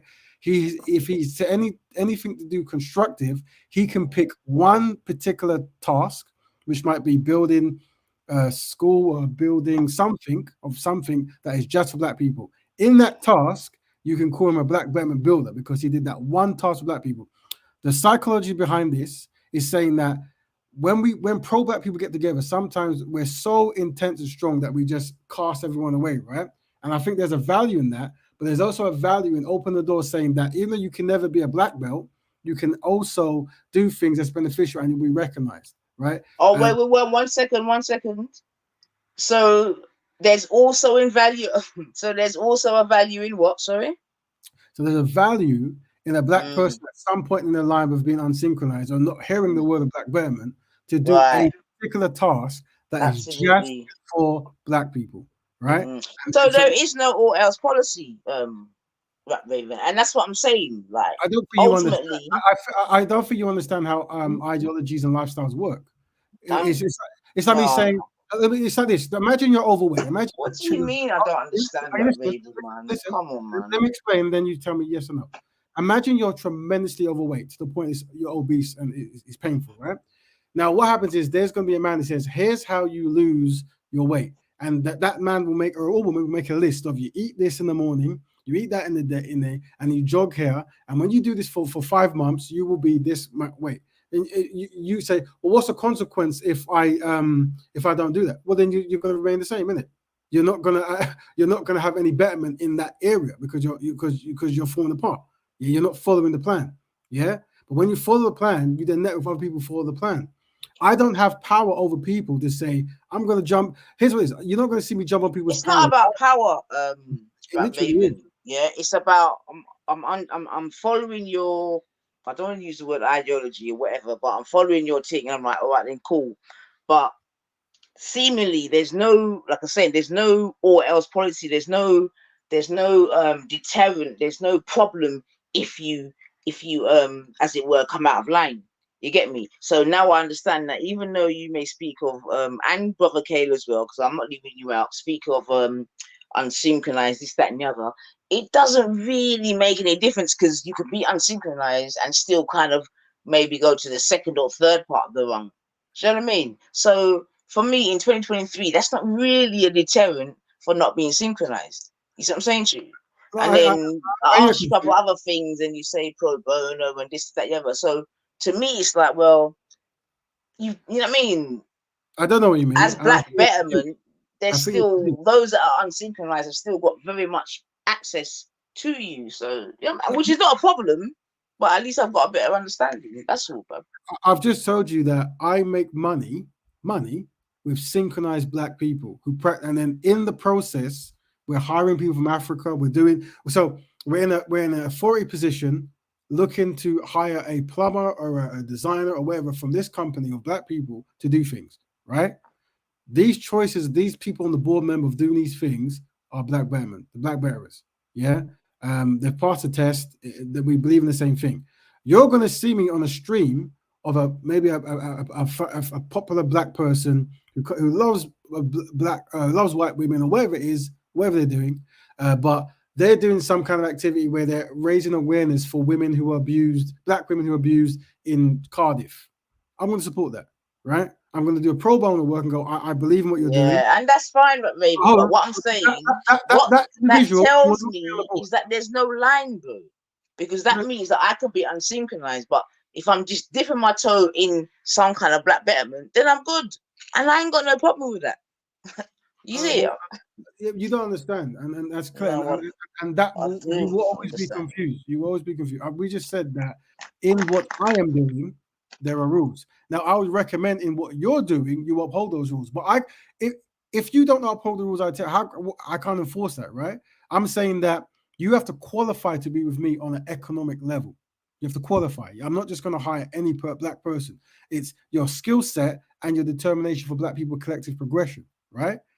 Right? You are referring to pro bono stuff, me doing a photo ops or going here and lending money here and lending skills here. That is part of what you have to Google what pro bono means, right? And I recommend if you have time and you have respectfully, I understand it, but I'm just saying it's not even a problem, that Raven. It's not even a problem. But I very much understand what you're saying. Like, it is, right? I'm not silly. Yeah, I'm not silly, man. I know, but the thing is, I think you might be so used to talking to unsynchronized Black men, maybe that you might be used to arguing maybe with out in the interweb because there's so much going on of this. And I'm saying that, like I said, there are rules, and if you don't follow those rules, you can't be in the echelon places where money's being made. Right? It's just what it is. Industry's being built. That it's that simple. I mean, okay. So what you're saying now is that you only make money with the synchronized, and the unsynchronized you'll throw them a bone. Is that what you're saying, Bob? Well, that's what you're saying because that. Well, I'm asking you that, Raven. I'm saying. Sorry to interrupt. I think Melanated's in the back. Oh, she's trying to get back in. Sorry. Yo, Kushti, do you understand what I'm saying, Bob? Or am I speaking Spanish on a Friday night, Bob? To be honest with you, I was just trying to get this video. I wasn't really keeping up with what these two are going on to say. I think you found. Have you found it? Yeah, I've got it. Do I? Oh, right. Is that you? Okay, so you edited it. There you go. So do I press play? Oh, you have to press play. Oh, this. Oh, yeah. That video. The rap song. The rap song. So-called rap song. Okay. Right. So Yeah, because I didn't know if I could. You can. Let's see if you can hear it. Can you hear it? Yep, we can hear it. Okay. Go ahead. Let me let y'all hear this. Oh, sorry. I want to see if I can make it big. Call Dr. Umar, tell him what is up. The girls are stepping out, tell them Dusty's to get up. Different races showing loyalty, respect, and plus a check. Got stretch marks and a couple kids, ain't worried about all that. Call Dr. Umar, tell him what is up. The girls are stepping out, tell them Dusty's to get up. Different races showing loyalty, respect, and plus a check. Got stretch marks and a couple kids, ain't worried about all that. Kevin Samuels, rest in peace, but boy, your fans are mad. Living in black girl luxury, it got them stressed out bad. From a single mother, thought that we would go outside. Don't go looking for Keisha, cause she just left with Brad. Now she's in her soccer era, and her kids got a dad. Yeah, her kids got a dad. They got a daddy. Stepdaddy. Yeah. Call Dr. Umar, tell him what is up. Can you pause it? Tell them Dusty's to get up. Different races showing loyalty, respect, and plus a check. Got stretch marks and a couple kids, ain't worried about all that. Call Dr. Umar. I'm trying to pause because it sounds like she's repeating the hook. And you can see the visuals. Yeah. So yeah, what are you talking about this? Yeah, this is unsynchronized behavior. Once again, this is a campaign response.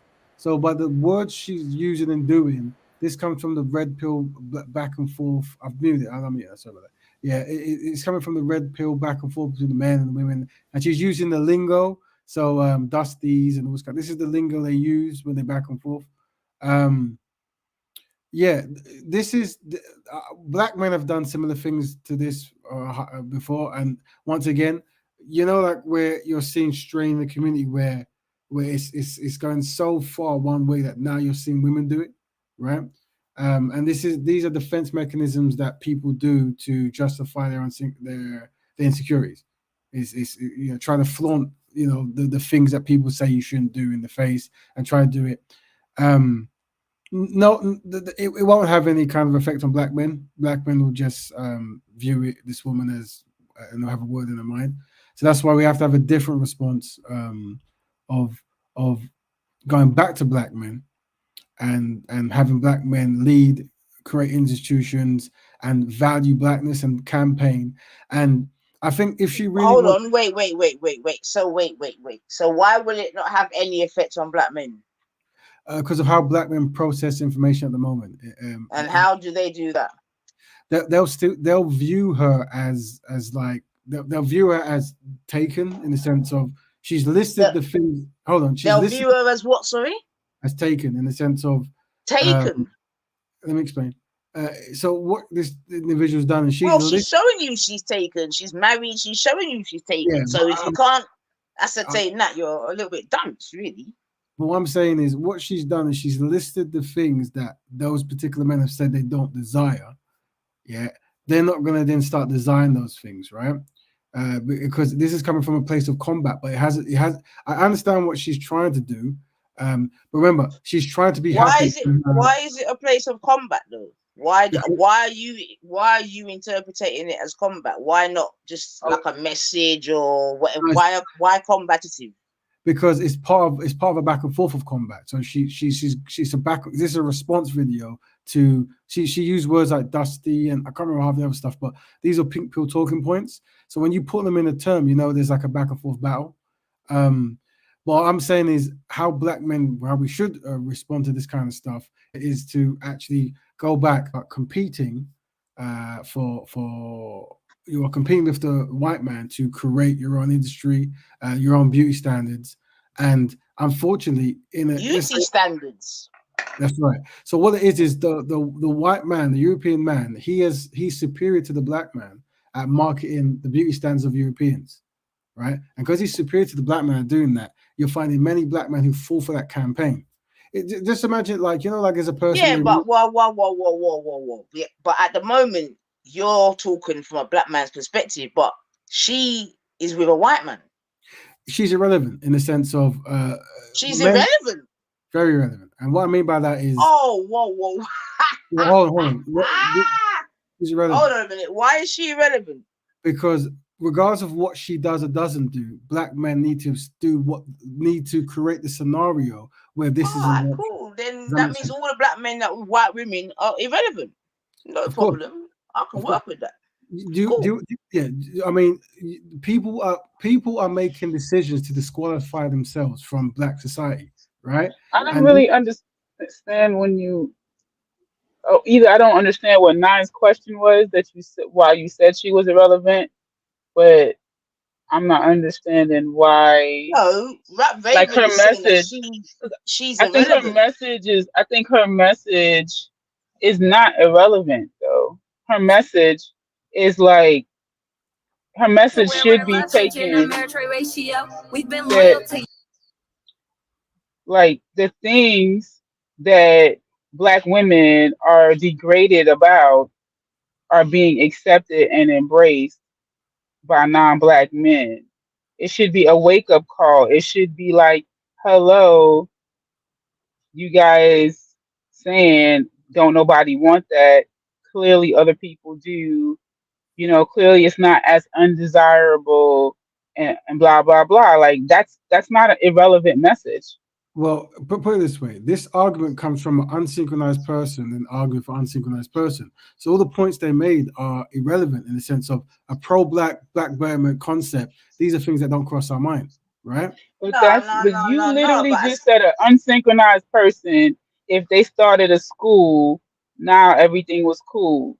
So And, a unsynchronized person could make a message that can stir up and they have. the rest of Black people. And that is the message that you're seeing here and what it's responding to, right? Outside of Brother Umar. So that's what I'm saying. What I'm saying is, regardless of whether this lady did this video or the Black men did their video, whatever, the mission that Black men are on can't change. Yeah, it's to market the Black beauty standard, become constructive, and make the Black woman the primary in the Black community, right? And create institutions dedicated for that. But how are you gonna do that, but Raven, without no all else policy? Well, I'm an open door elitist, and how open door elitists work is you recognize that the world is run by a small number, right?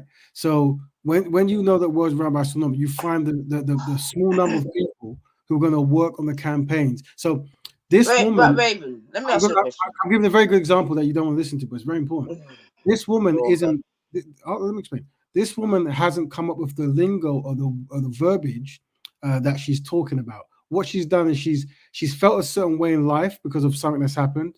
She's heard a smaller number of women who have verbiages and campaigns, and she's using those kind of talking points to create a song. So she's the early adapter in this campaign, but she isn't the innovator of the campaign, right? So in order to change that, you need to get the small elite people to make the language, the verbiage that is then going to be the counter to this behavior and the Black man's behavior overall, because we're going to realize that like you cannot win.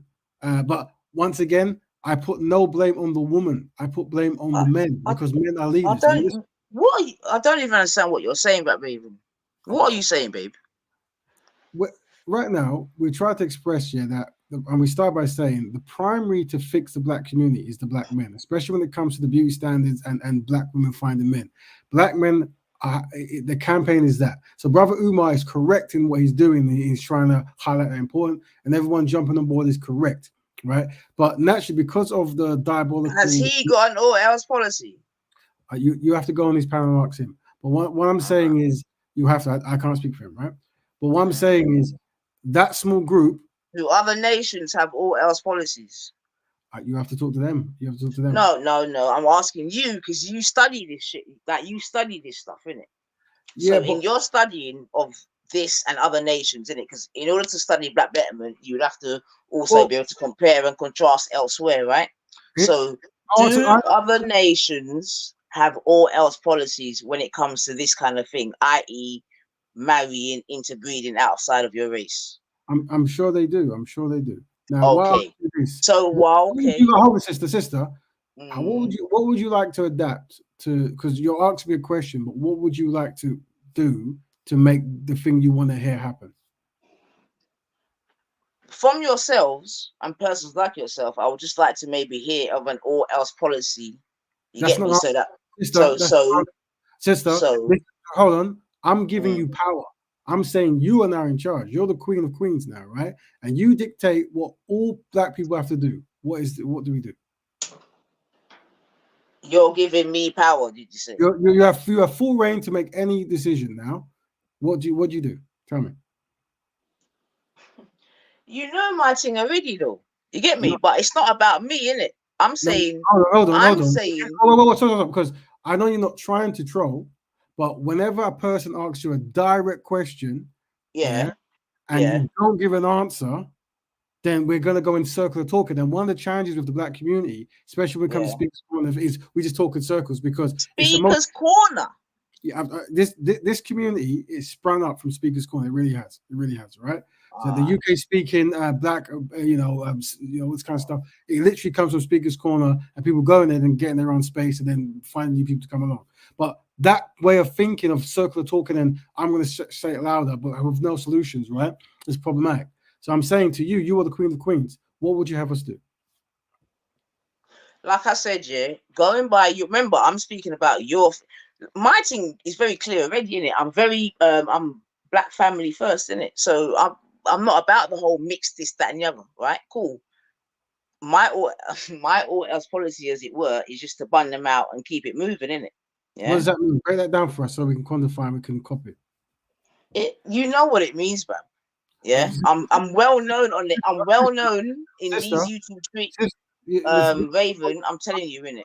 Here's what it is. I've given you tangible things to do, which you don't want to listen to, which is fine, right? But I'm now asking you for tangible things, and you're saying, you know me, I'm known in these streets, and this is but the thing is, that Raven, as slick as this is, you're putting it back on myself, which is fine, yeah. But I'm not the one here doing black betterment, this, that, and the other. You see what I'm saying to you? So I'll go back to my brother Kale. Hold on a second, because when I speak to my brother Kale about these things, he says. Like, talk to me. You're on this panel. Talk to me, and I'm talking to you. Yeah, right? I'm speaking to you. No problem. My sister. Let's for myself, right? Hold on. I'm being very merciful to you. And why merciful? Let's unpack it. You've come on the profile. You've come on. You have a European as your profile, but maybe this is a gentleman. Oh no, sorry, actually. No, not to worry. That. And you've got anti N-word. Yeah, and you're saying the word that we say we don't want to use on this platform, right? So you are the Am I the anti thing right now? Am I unsynchronized right now? Yeah, of course you're unsynchronized. Of course you are. So what are you gonna do now? Well, I'm being merciful to you. I want to believe inside. You're being merciful to me. Very merciful. I believe that inside you, I really want to believe there's a longing to help black people collectively move forward, right? And I think that, and I could be wrong, you have to correct me, that what you've gone out in the interweb, and because it's such a combative, fast, responsive place, that there's a normal way of behaving that makes sense to everyone. I'm saying that normal way of behaving, we don't do it here. Yeah, we don't do that kind of that trolly, shoot from the hip kind of way here, because by observing other panels, it doesn't work, and it becomes a 12-hour stream of arguments and talking about being with white people, and that's just what happens, right? I'm saying that we are trying to do tangible things here, and a lot of the work we do here goes off the lane. People come here, they mention one thing, they take a number, we meet them outside of it, right? Because, like I said, they're drawn towards solutions. Now, when you're solution-based, you're always trying to find a way to achieve something. That's why I'm saying, be the queen of queens. Tell us what you want to hear so we can do it, right? But I'm saying that what we practice works, right? And the more people that practice that, the more it will work. But there's going to be unsynchronized people who we say disqualify themselves, meaning they're not in the room. This woman who's got this European husband, she's not going to be in the room. Yeah, but I might be at a show of hers where she realized the areas of her ways, or she's trying to raise money for women victims of whatever, because you're being kind to black people, right? But she doesn't have the qualities of a leader, of a person who's going to be of their word and dedicated. And the majority of black people I see on the internet of this same kind of background, they don't have what it takes at all. They're of the net. They're off the trolling, the swearing, the shouting, the name calling, the arguments, It's like, okay, and that's fine. And to these people, I'm kind. Yeah. But I'm demonstrating how to be consistent. I'm demonstrating how to make philosophies, how to work with constructive people and try to find solutions and having an actual pillar. Black people helping Black people on Black issues. When you give examples about can a white man, then I already know you don't understand the concept of Black betterment, because in the definition, it no longer is Black betterment. It's now something. It's now humanism or something that we can't even mention. And that's why we give side analogies about veganism and stuff. And we do it every week. And it's the 165th show. And we start every show by saying we're collectively inadequate, right? Yeah, we collectively have no friends. And Black betterment is a lifestyle of Black people helping Black people on Black issues whenever it's constructively possible. And then you're asking me what else? I'm like, well, what else is they're not here? They're not on this panel. They're doing what they're doing with non-Black people because it pays them. Now, if you want to have a proper analysis of why they're that way, it's because we're collectively inadequate. Because we're collectively inadequate, they have no money. So a white man can pay them. A white woman can pay them. They can marry a white woman and they'll pay for their housing. The white man will pay for their stuff. So if they have to go without to help Black people or go with and go against Black people, they'll always do that. Those are not leaders. Those are not leaders. Yeah, they can't make the sacrifice. And how do we know how sacrifice work? It's by having discipline. When I come on this show, I'm trying to show you discipline. Yeah, swearing might make my head explode and dolphins pop everywhere, but I don't do it because of code. Name calling might do it, but I don't do it because of code. Yeah, I'm trying to demonstrate how to be on code, meaning being a robot for the collective betterment of Black people and consistency.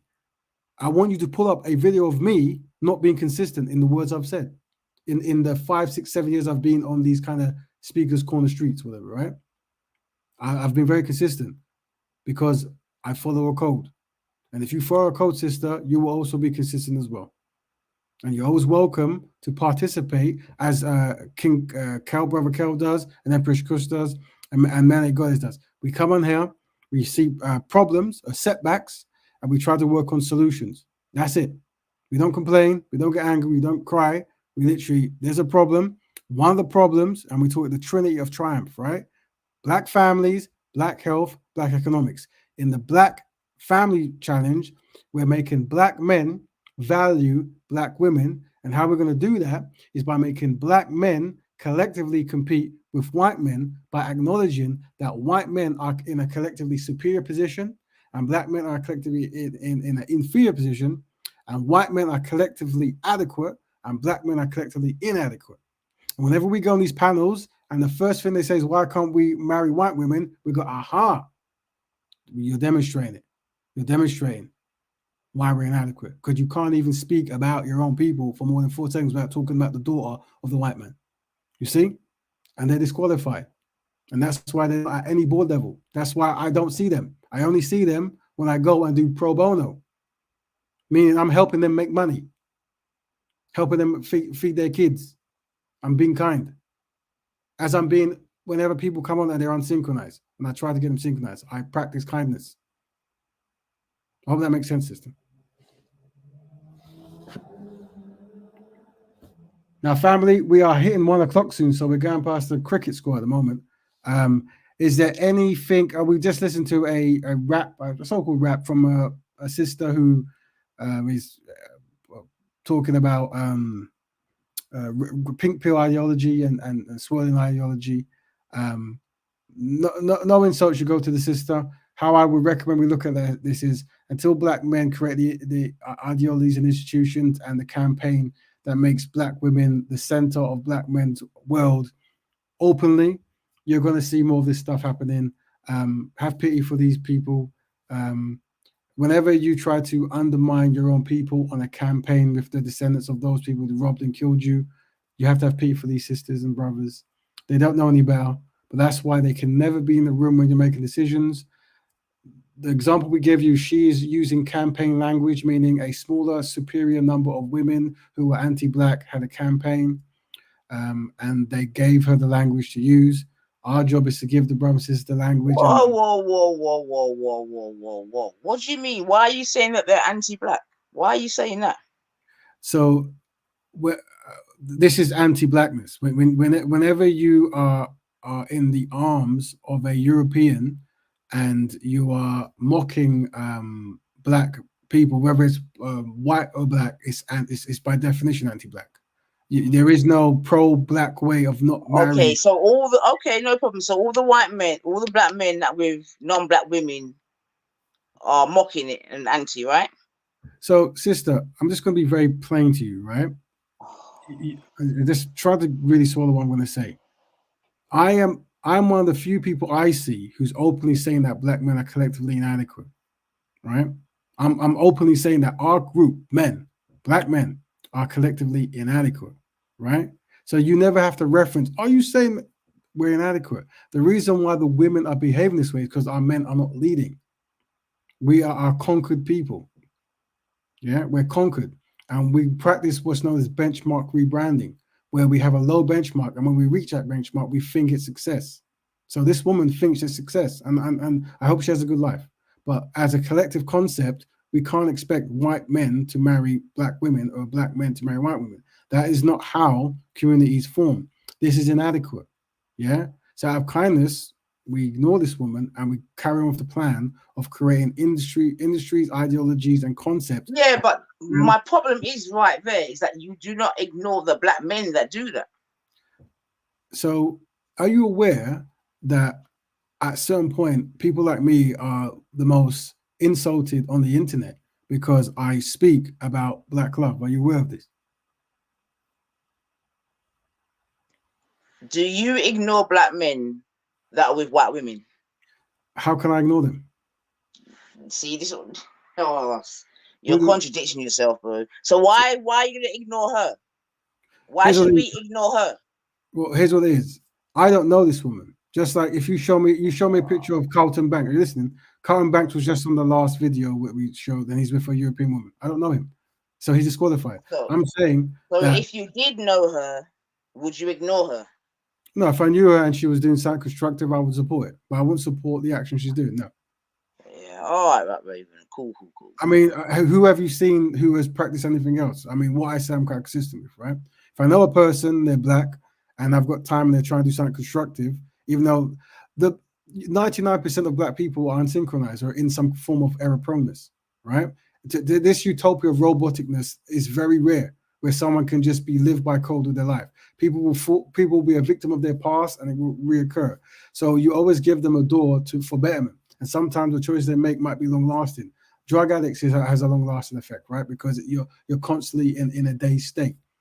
Yeah. So you take them as far as they can go. But once again, I told you, I'm an open door elitist. I'm very clear about that. I will only work with the creme de la creme when it comes to helping black people. But anything else is pro bono. Like the reason I use these terms is because people try to, when you talk the way I talk, people start thinking that actually, this is kind of like a kumbaya or kind of like a hippie kind of thing. Oh no, I'm an elitist. I say that black people are collectively inadequate, and the elite are going to fix it. And we're establishing who the elite are, and the elite will practice utility and unity, right? And we're going to ignore the unsynchronized cries from the community. We're going to ignore them because they're disqualified. You can't step up in, sister. I'm just going to use you as an example, even though I know you're not trolling, right? And so I hope you can take this merciful as you can. You're on here with a white man's with Cambro, and you've got the N-word in your name. How can I take you serious? How can I take that concept serious? But I understand that concept is perfect for the Speaker's Corner streets. That's what people do. But I'm not of that. We're not of that. Yeah. That's not for her. But out of mercy, we're like, well, maybe we can show this sister that when she comes here, there's a way she can behave that's more synchronized with black women. I mean, Raven, to be fair, I should have changed that in it because that was definitely not meant for these YouTube streets. That was definitely aimed at someone in particular. So I can definitely apologize for the actual avatar. However, the sentiment of anti blah blah explaining remains the same still. But in terms of the actual avatar, I can apologize for that still, 100%. Like I said, sister, one thing you can get with me is I have to speak truth to power, right? And I have to be consistent. And I told you I don't have friends. I have companions I meet on the journey. So, like I said, I ain't got no problem with the avatar, Raven, but that doesn't take away from anything that I've said tonight. Do you understand what I'm saying to you? Because I would have come in with my normal avatar and said the same thing in it. But I can apologize. But like I said, I hear that, sister. I can apologize for the actual avatar. That much I can certainly do. I accept that. Now, if in future times you come back and you have a beautiful black woman as your avatar, then we know that progression and betterment is being achieved. No, that Raven. No. You don't do that, more time. You know my avatar is up to par. You see it, so I don't need that last bit. Respectfully. Well, respectfully, sister, I'm trying to give you. I'm trying to explain to you how betterment works. We see someone who falls short, and we give them a path, and we promote them, and we're happy when they hit that path. And being aware. But I haven't fallen short though, Bab. I just told you it was a slight mistake. Blah blah blah blah blah blah. Yeah. Please. Here's Don't what do that, man. Don't do that, Bab. I will Please, do that. man. Because the people then that you're supposed to say that to, you don't do it. So don't now do that to me. I beg. Once again, sister, you clearly don't follow me on my Speakers Corner Speaks or my Internet Speaks way. Because if you do, you know that once a person is unsynchronized, I call it out. Especially if a topic is about black people progressing and they're doing anti-black behavioral patterns. I have to, right? Because I don't have friends. I have companions. You know, so there's... Do you really want to do this? Okay, what brothers online have you called out for being unsynchronized? That Raven. Well, and where can I find the evidence? Well, here's what it is, sister, right? I don't think it's necessary to keep name dropping and stuff like that. I don't think it's necessary. No. But I'm saying that any black man you see at Speaker's Corner who has behaved unsynchronized, you name him, I'll be there. I mean, the thing is, the brothers and sisters on the panel who know the work, but this isn't about cool. I don't need your individual merits of what you've done. I'm saying we promote a lifestyle, a concept, and the lifestyle is black people helping black people, black issues. And there's certain fundamental firsts that can never change. And that is constructive black man with constructive black woman. That can never change. So when I see this video of a woman rapping, or we have a guy in Speaker's Corner who's married to a white woman, or a TV show, as good as those shows might look, it's against black betterment. Black betterment is black men and black women. The reason is because we're collectively inadequate. We're a conquered people. We're in an inferior So state. then why was you showing the initial video about the whole mixed race thing then? What was the point of that? So, well, I show many things. So we tackle topics, right? And we try to unpack the topics, and then we connect those topics to, at the moment, the Trinity of Triumph, which is black families, right? Right. So what happens is this name calling thing happens where you go out in the world and you try to do black betterment stuff, and they go, "You're not black, you're African. You're not black." No. We're not saying that. Because before you was playing some videos where they were speaking about the whole mixed race thing. I'm explaining to you why we do it. I'm explaining to you why we do it because. No. Hold on. I don't play checkers online. I play chess, and sometimes you can't just go blah blah blah. You have to have paths, right? That's how chess works. You have to win 8 steps ahead. Yeah. One of the challenges we come is with definitions, right? So people go, he's African, he's black, he's black, he's this. So he can't understand because he wasn't enslaved. He doesn't understand because he's not Muslim or whatever. And they have all these divisive terms, which is fine, right?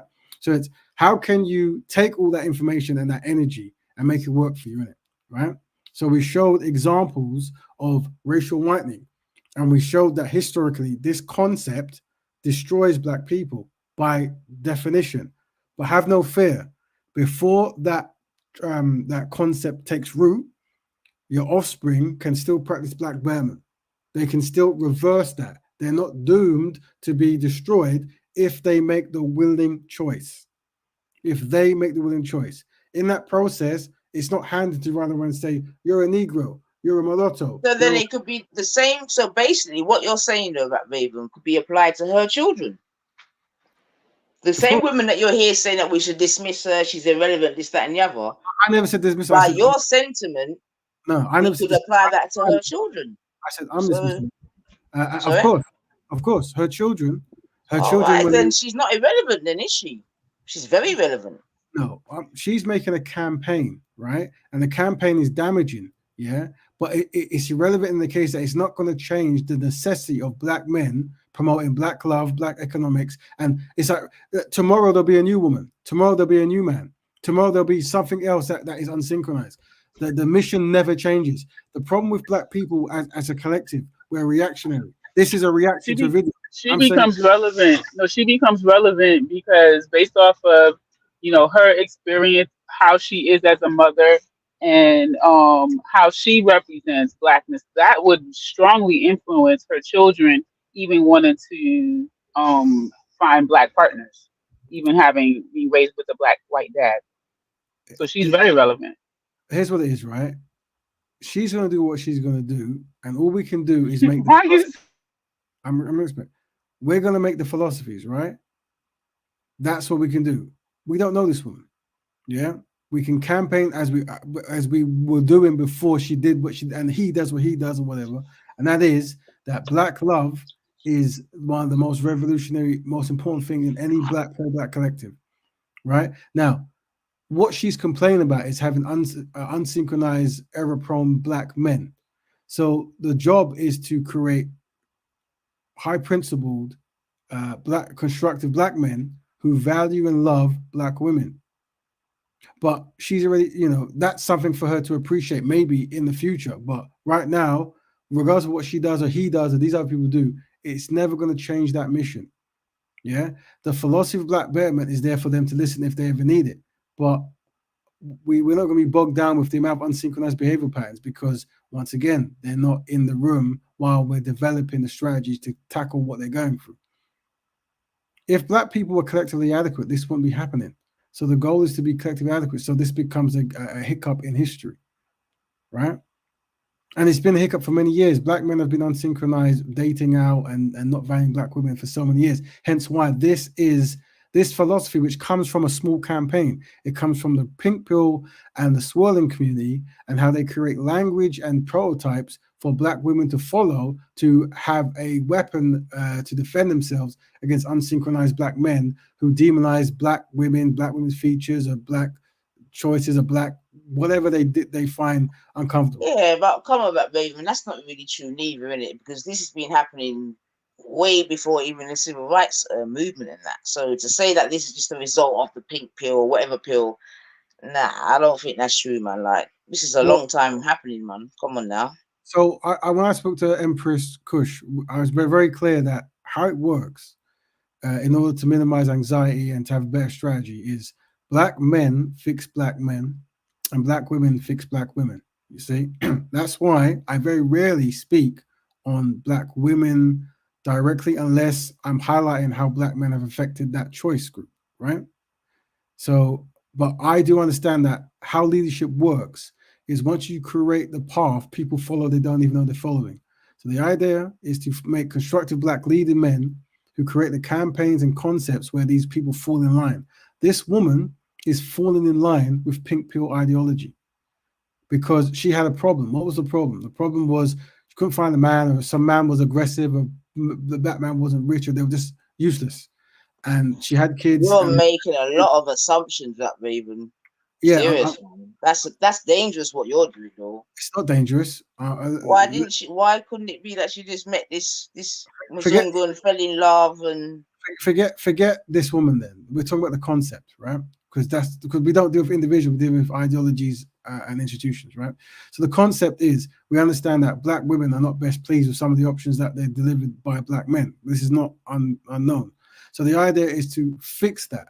Right. And as long as that concept is believed or that shortcoming is there, you're going to find a heightened black woman who's going to have to find themselves with white men or non-black men. Right. So that's why the goal is to make black men value black people, black families, and black institutions. And that's why we talk about languages, philosophies, campaigns, marketing, words to rebuttal, because making black men value black women is key. Is key.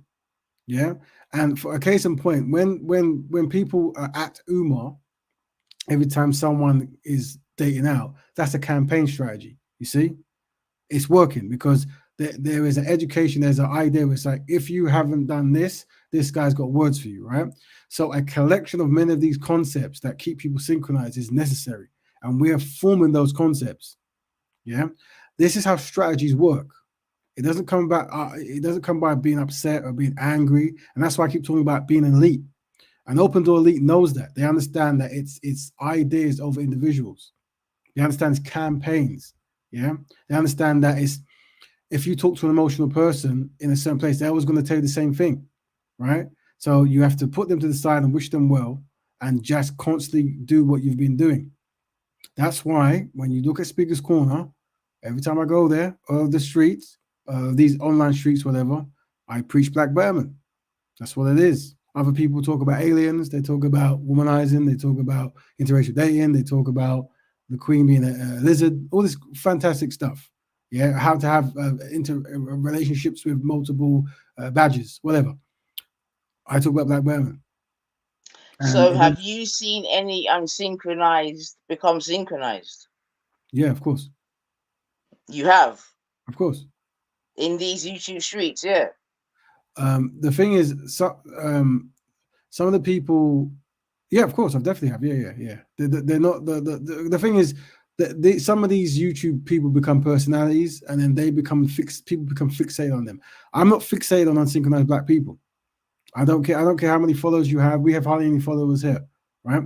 I'm saying it's better to move slowly with synchronized people than move fast with unsynchronized people. And that's why all these shows and stops gets banned and changed, or they change their trajectory, or they speak hours and hours about fornication, or whatever it is that they think is very necessary. Or they swear each other, they stalk each other, they dox each other, they're intimate with each other's wives, all this kind of funny behavior that happens in this kind of close-knit internet stuff that we're trying to be free from that. And how you have to be free from that is by having a code and being consistent. That's it.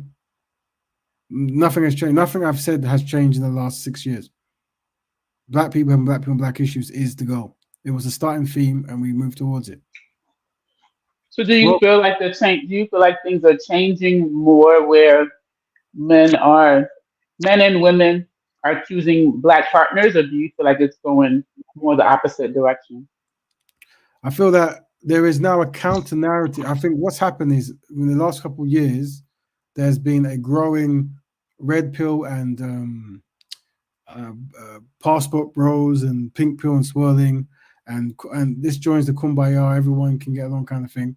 And I feel that now we are seeing the sisters, please stop playing this video. Let me put on another one. There you go. Yeah. We're seeing counter narratives, and what you need to do is read the captions. So when you see Brother Umar talking to the two unsynchronized brothers and sisters in that particular video, when you read the caption, and this is on the man's show, right? It's all one sided. So yeah, Brother Umar was right, because the understanding education is there. So promoting that is what we're doing. I mean, we're trying to be very plain with it, innit? What works best for Black people's collective interests? Marrying a Black person does that. It's not super science, but because we're so defeated, and we've had so many years of people saying love for you, Warren, all this kind of stuff, and don't worry about economics, don't worry about remembering the ancestors. It doesn't matter about that. Just when you go to a bar and you see a nice person, marry them. You see, so we have the campaigns to undermine that, and I'm seeing that happen. I'm seeing pro-Blackness coming back. But no, conscious pro-Blackness. So understanding that when collective groups come up and they don't have Black families, Black love, Black economics at the heart of what they're doing, we can't take it serious. Like all power, praise due to B&M for any constructive they've done. But when they came out and we read the goals and it was very evident that this is going to be very popular, because people like to rally and scream, but the conscious Black community are not going to get behind this apart from pro bono support. And well done, brothers and sisters. So getting the fundamentals right.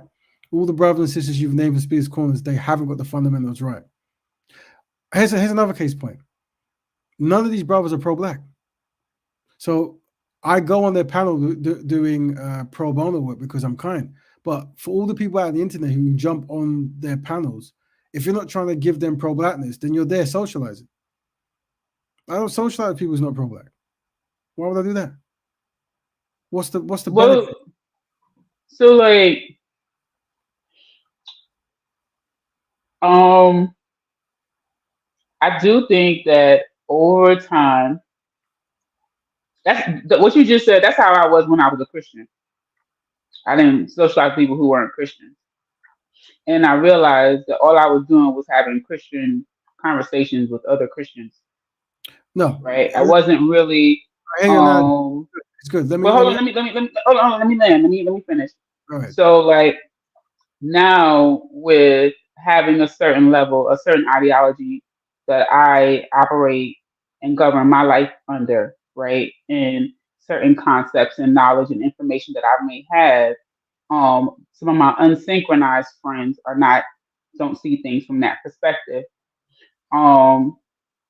And over the years of them, sometimes I don't have to tell someone something. I can, by the way I live my life, they can become more synchronized and fall in line, or maybe be more prone to asking questions based off of my association with them. But had I not socialized, like the word was socializing, like like hanging out and kicking it, right? Had I not socialized with them, then the only people that they would socialize with are other unsynchronized people, and they wouldn't have the exposure to synchronization, outside of a lecture, or hey, you need to change this, or this about your life. People aren't really that receptive to that. So I hear what you're saying, but there is some benefit to literally socializing. Socializing breaks the ice at times, right?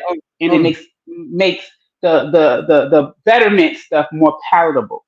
I hear that, but let me further explain. What I'm talking about is if you have an agenda to promote Black betterment, right? If you have an agenda to do that, then we're talking about different things. I'm talking about hanging around. Neely Fuller says so many Black people are poisoned that to just hang around a Black person and do nothing, you might spread that poison, right?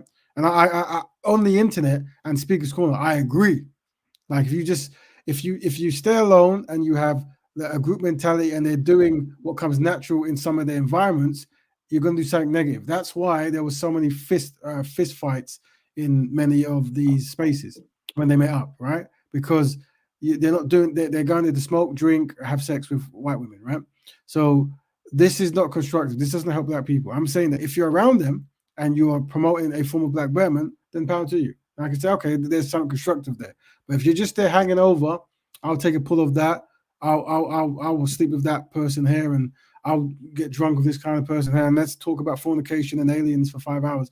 Then I'm saying that nothing constructive or a high principle will come from that, right? Nothing will come from that. So and you gotta understand that sometimes you go on some of these panels, and nothing they say is constructive. Nothing. It's a poison chalice, and I'm saying be the cure in that chalice. But to go there and start adding to the poison, it's not gonna change nothing. But once again, whatever people feel they need to do, they should do. I'm saying that I understand how open door elitism works. You literally like, here's what needs to be done, and I'm going to work with people who understand that concept and do it. Like when they say the world is controlled by the 1% or the 5%, it really is true. And what the 1% or 5% in any group do, they don't talk to people who don't know. They talk to people who do know, and they do that. So I'm saying that that's what I would recommend when you become constructive. You're trying to find like-minded people who you can build with to do constructive work, tangible things that actually make a difference, right? And hopefully on this broadcast, we highlight ways to find it and ways to behave. And some of the ways are going to find hard. Some of the ways, this is crazy. Like, what, you tell me I can't do this and do that when I do that? Well, it's like, okay, well, we've studied it. And that's why we're showing you these concepts. We're showing you how things work and how you can reverse things, how you can be unsynchronized, but then be synchronized.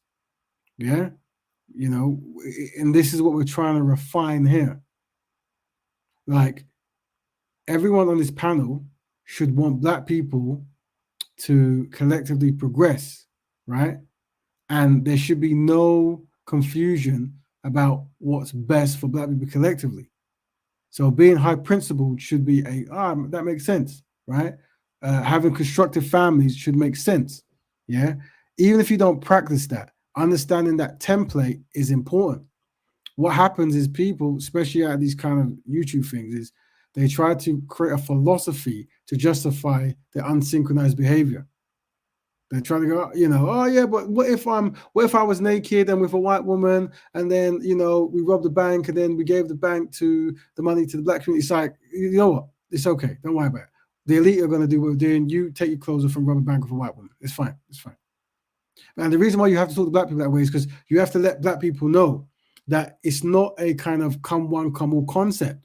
You have to work hard. You have to rise to the challenge. You have to better yourself, Black betterment. You have to better yourself. And you have to observe other people who are doing better than you and go, okay, I need to match that. And I'm saying, in some of these spaces, are you telling me you're observing betterment being done? Like, absolutely not. Absolutely not. Right?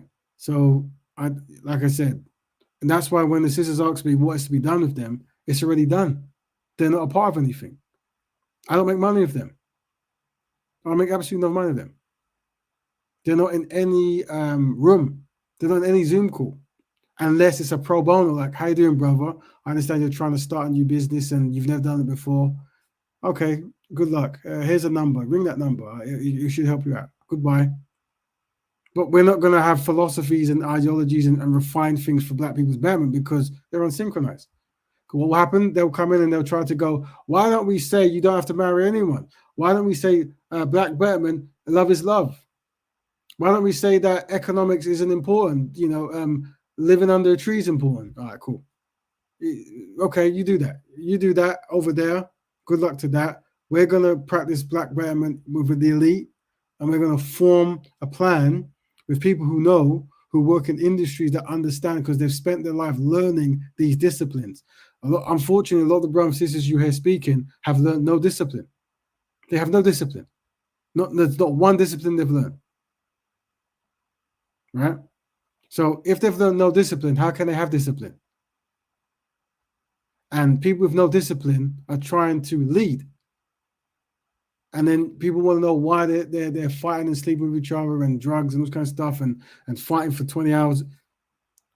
But we can see that because, and that's what I'm saying, if you're in a calm space and someone comes effing and blinding and want to fight and having troll kind of behavior and stuff, we know they're not part of the solution.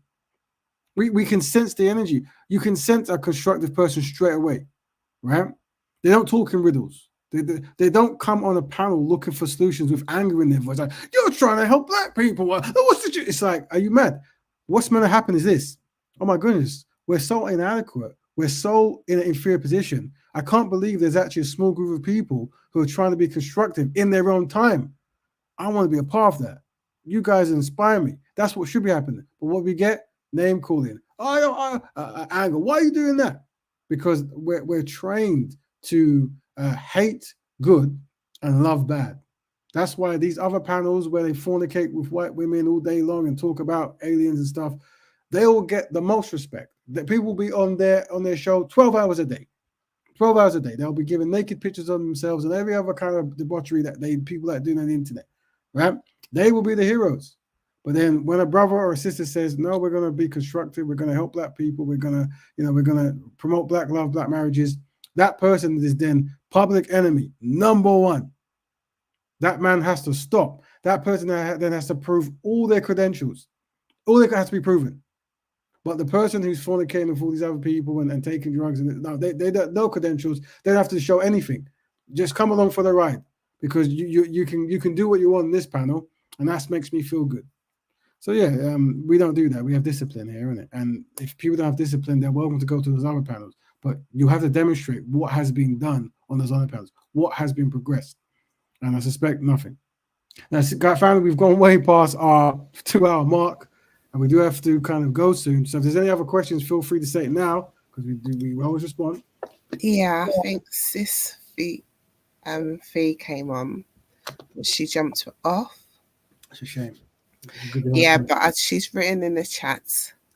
So she just wrote because I asked her what she was going to say. She said the lady in the video and ladies like her are relevant. She has 2 black sons. Are they not relevant? We need to study how she got to where she is. I understand where Rap Raven is coming from, in that it's hard for her and those in interracial relationships to now participate in Black Betterment. But I honestly believe that the reasons why Black women date interracially and the reasons Black men do it are different. She says this is a response to the leadership or lack thereof, so it's all relevant. Yeah, so thank you, sister, for that. And I'm just sorry we missed you, Sister Fee. Let me end it by saying this, yeah? When I say, I'm not saying the individual person or their experience is irrelevant. I'm saying that there's not going to be a cartoon reaction where the eyes pop out your head and I can't believe this black woman is actually with a white man and she made his own. I'm saying that that's the inevitable, right?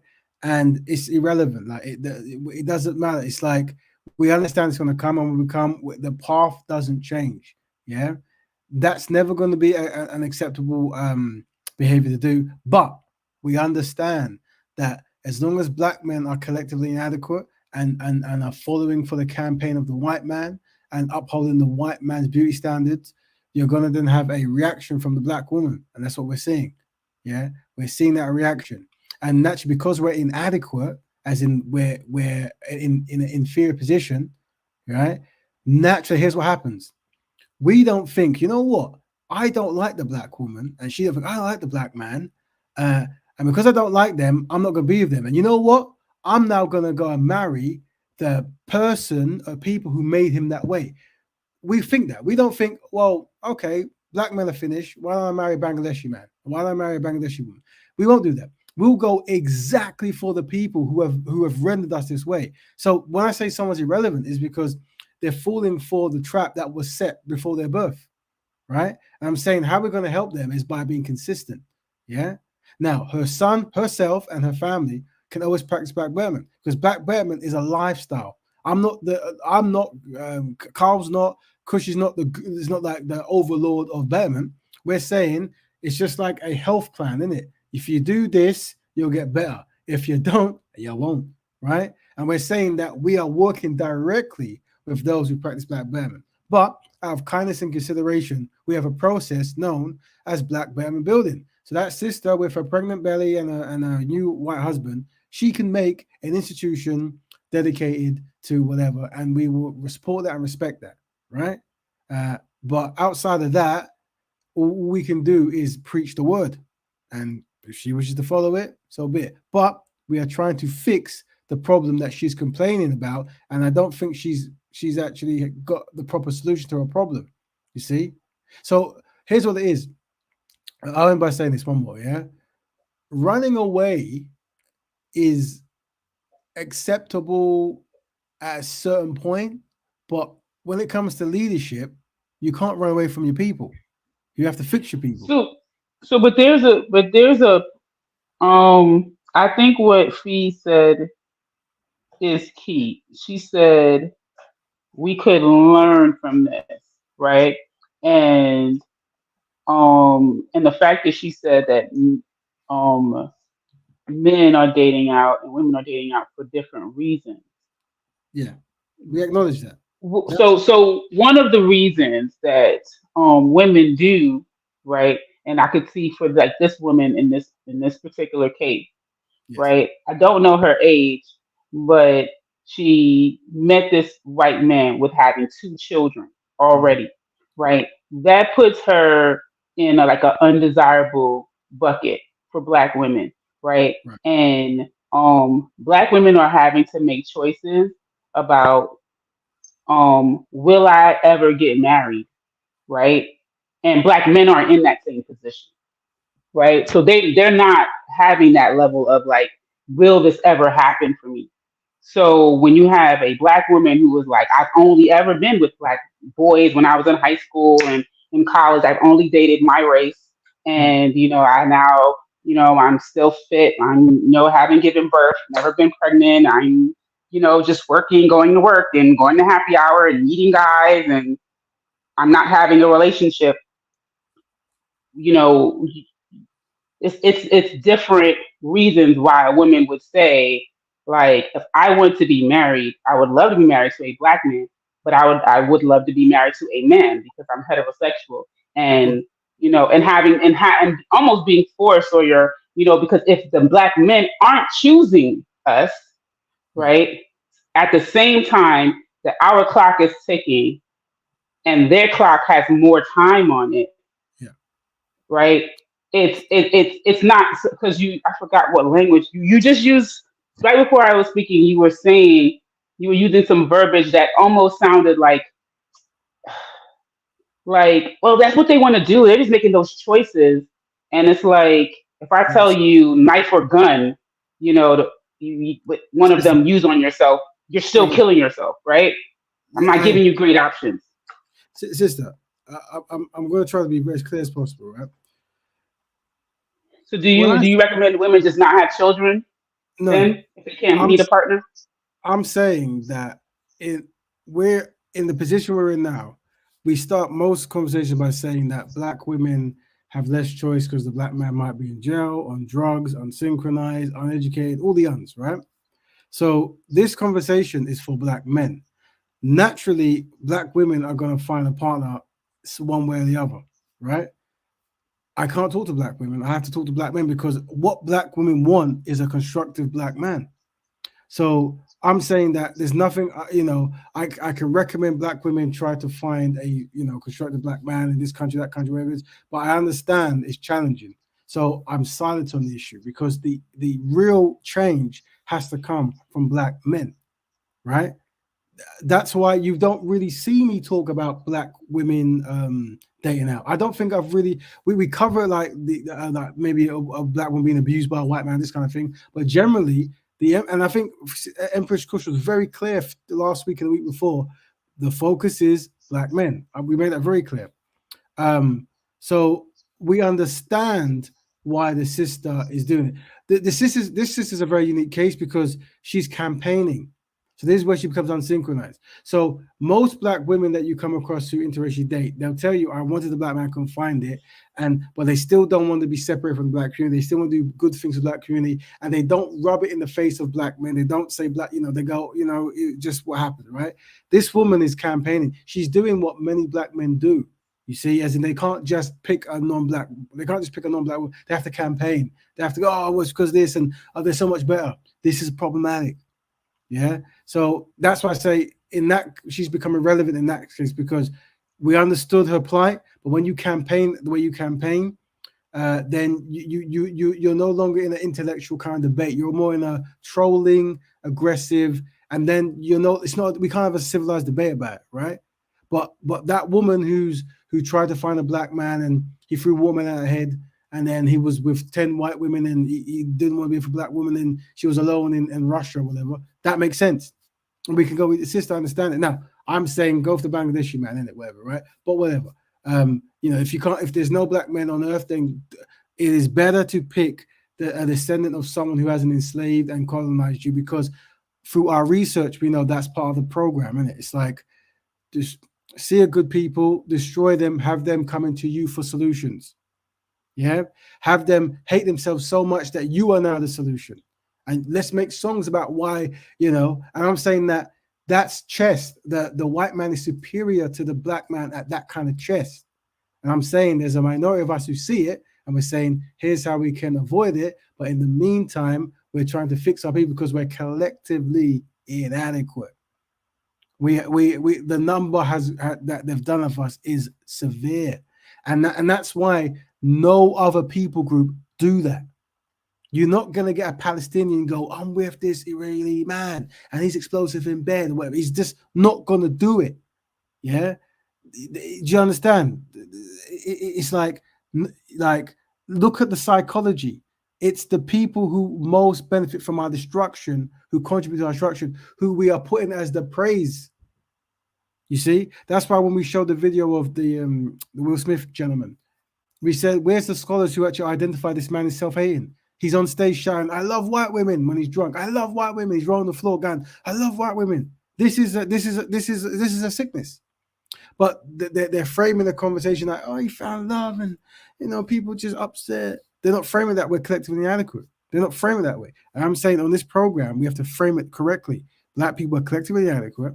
We're self-hating, and the white man is superior at marking his beauty standards, and he's superior at work as a collective to brainwash black people to be self-hating. How do we know that? Because when we fight, who's the first person we run to? The people who raped and killed our ancestors, the people who enslaved us and then gave themselves reparations from when they ended it, allegedly. Yeah, the people who today, if you ask for reparations, they'll mock your presidents. They'll laugh at you. They'll be aggressive. When black women try to explain their plight, white women go, "You're lying." These are the people who we should run to.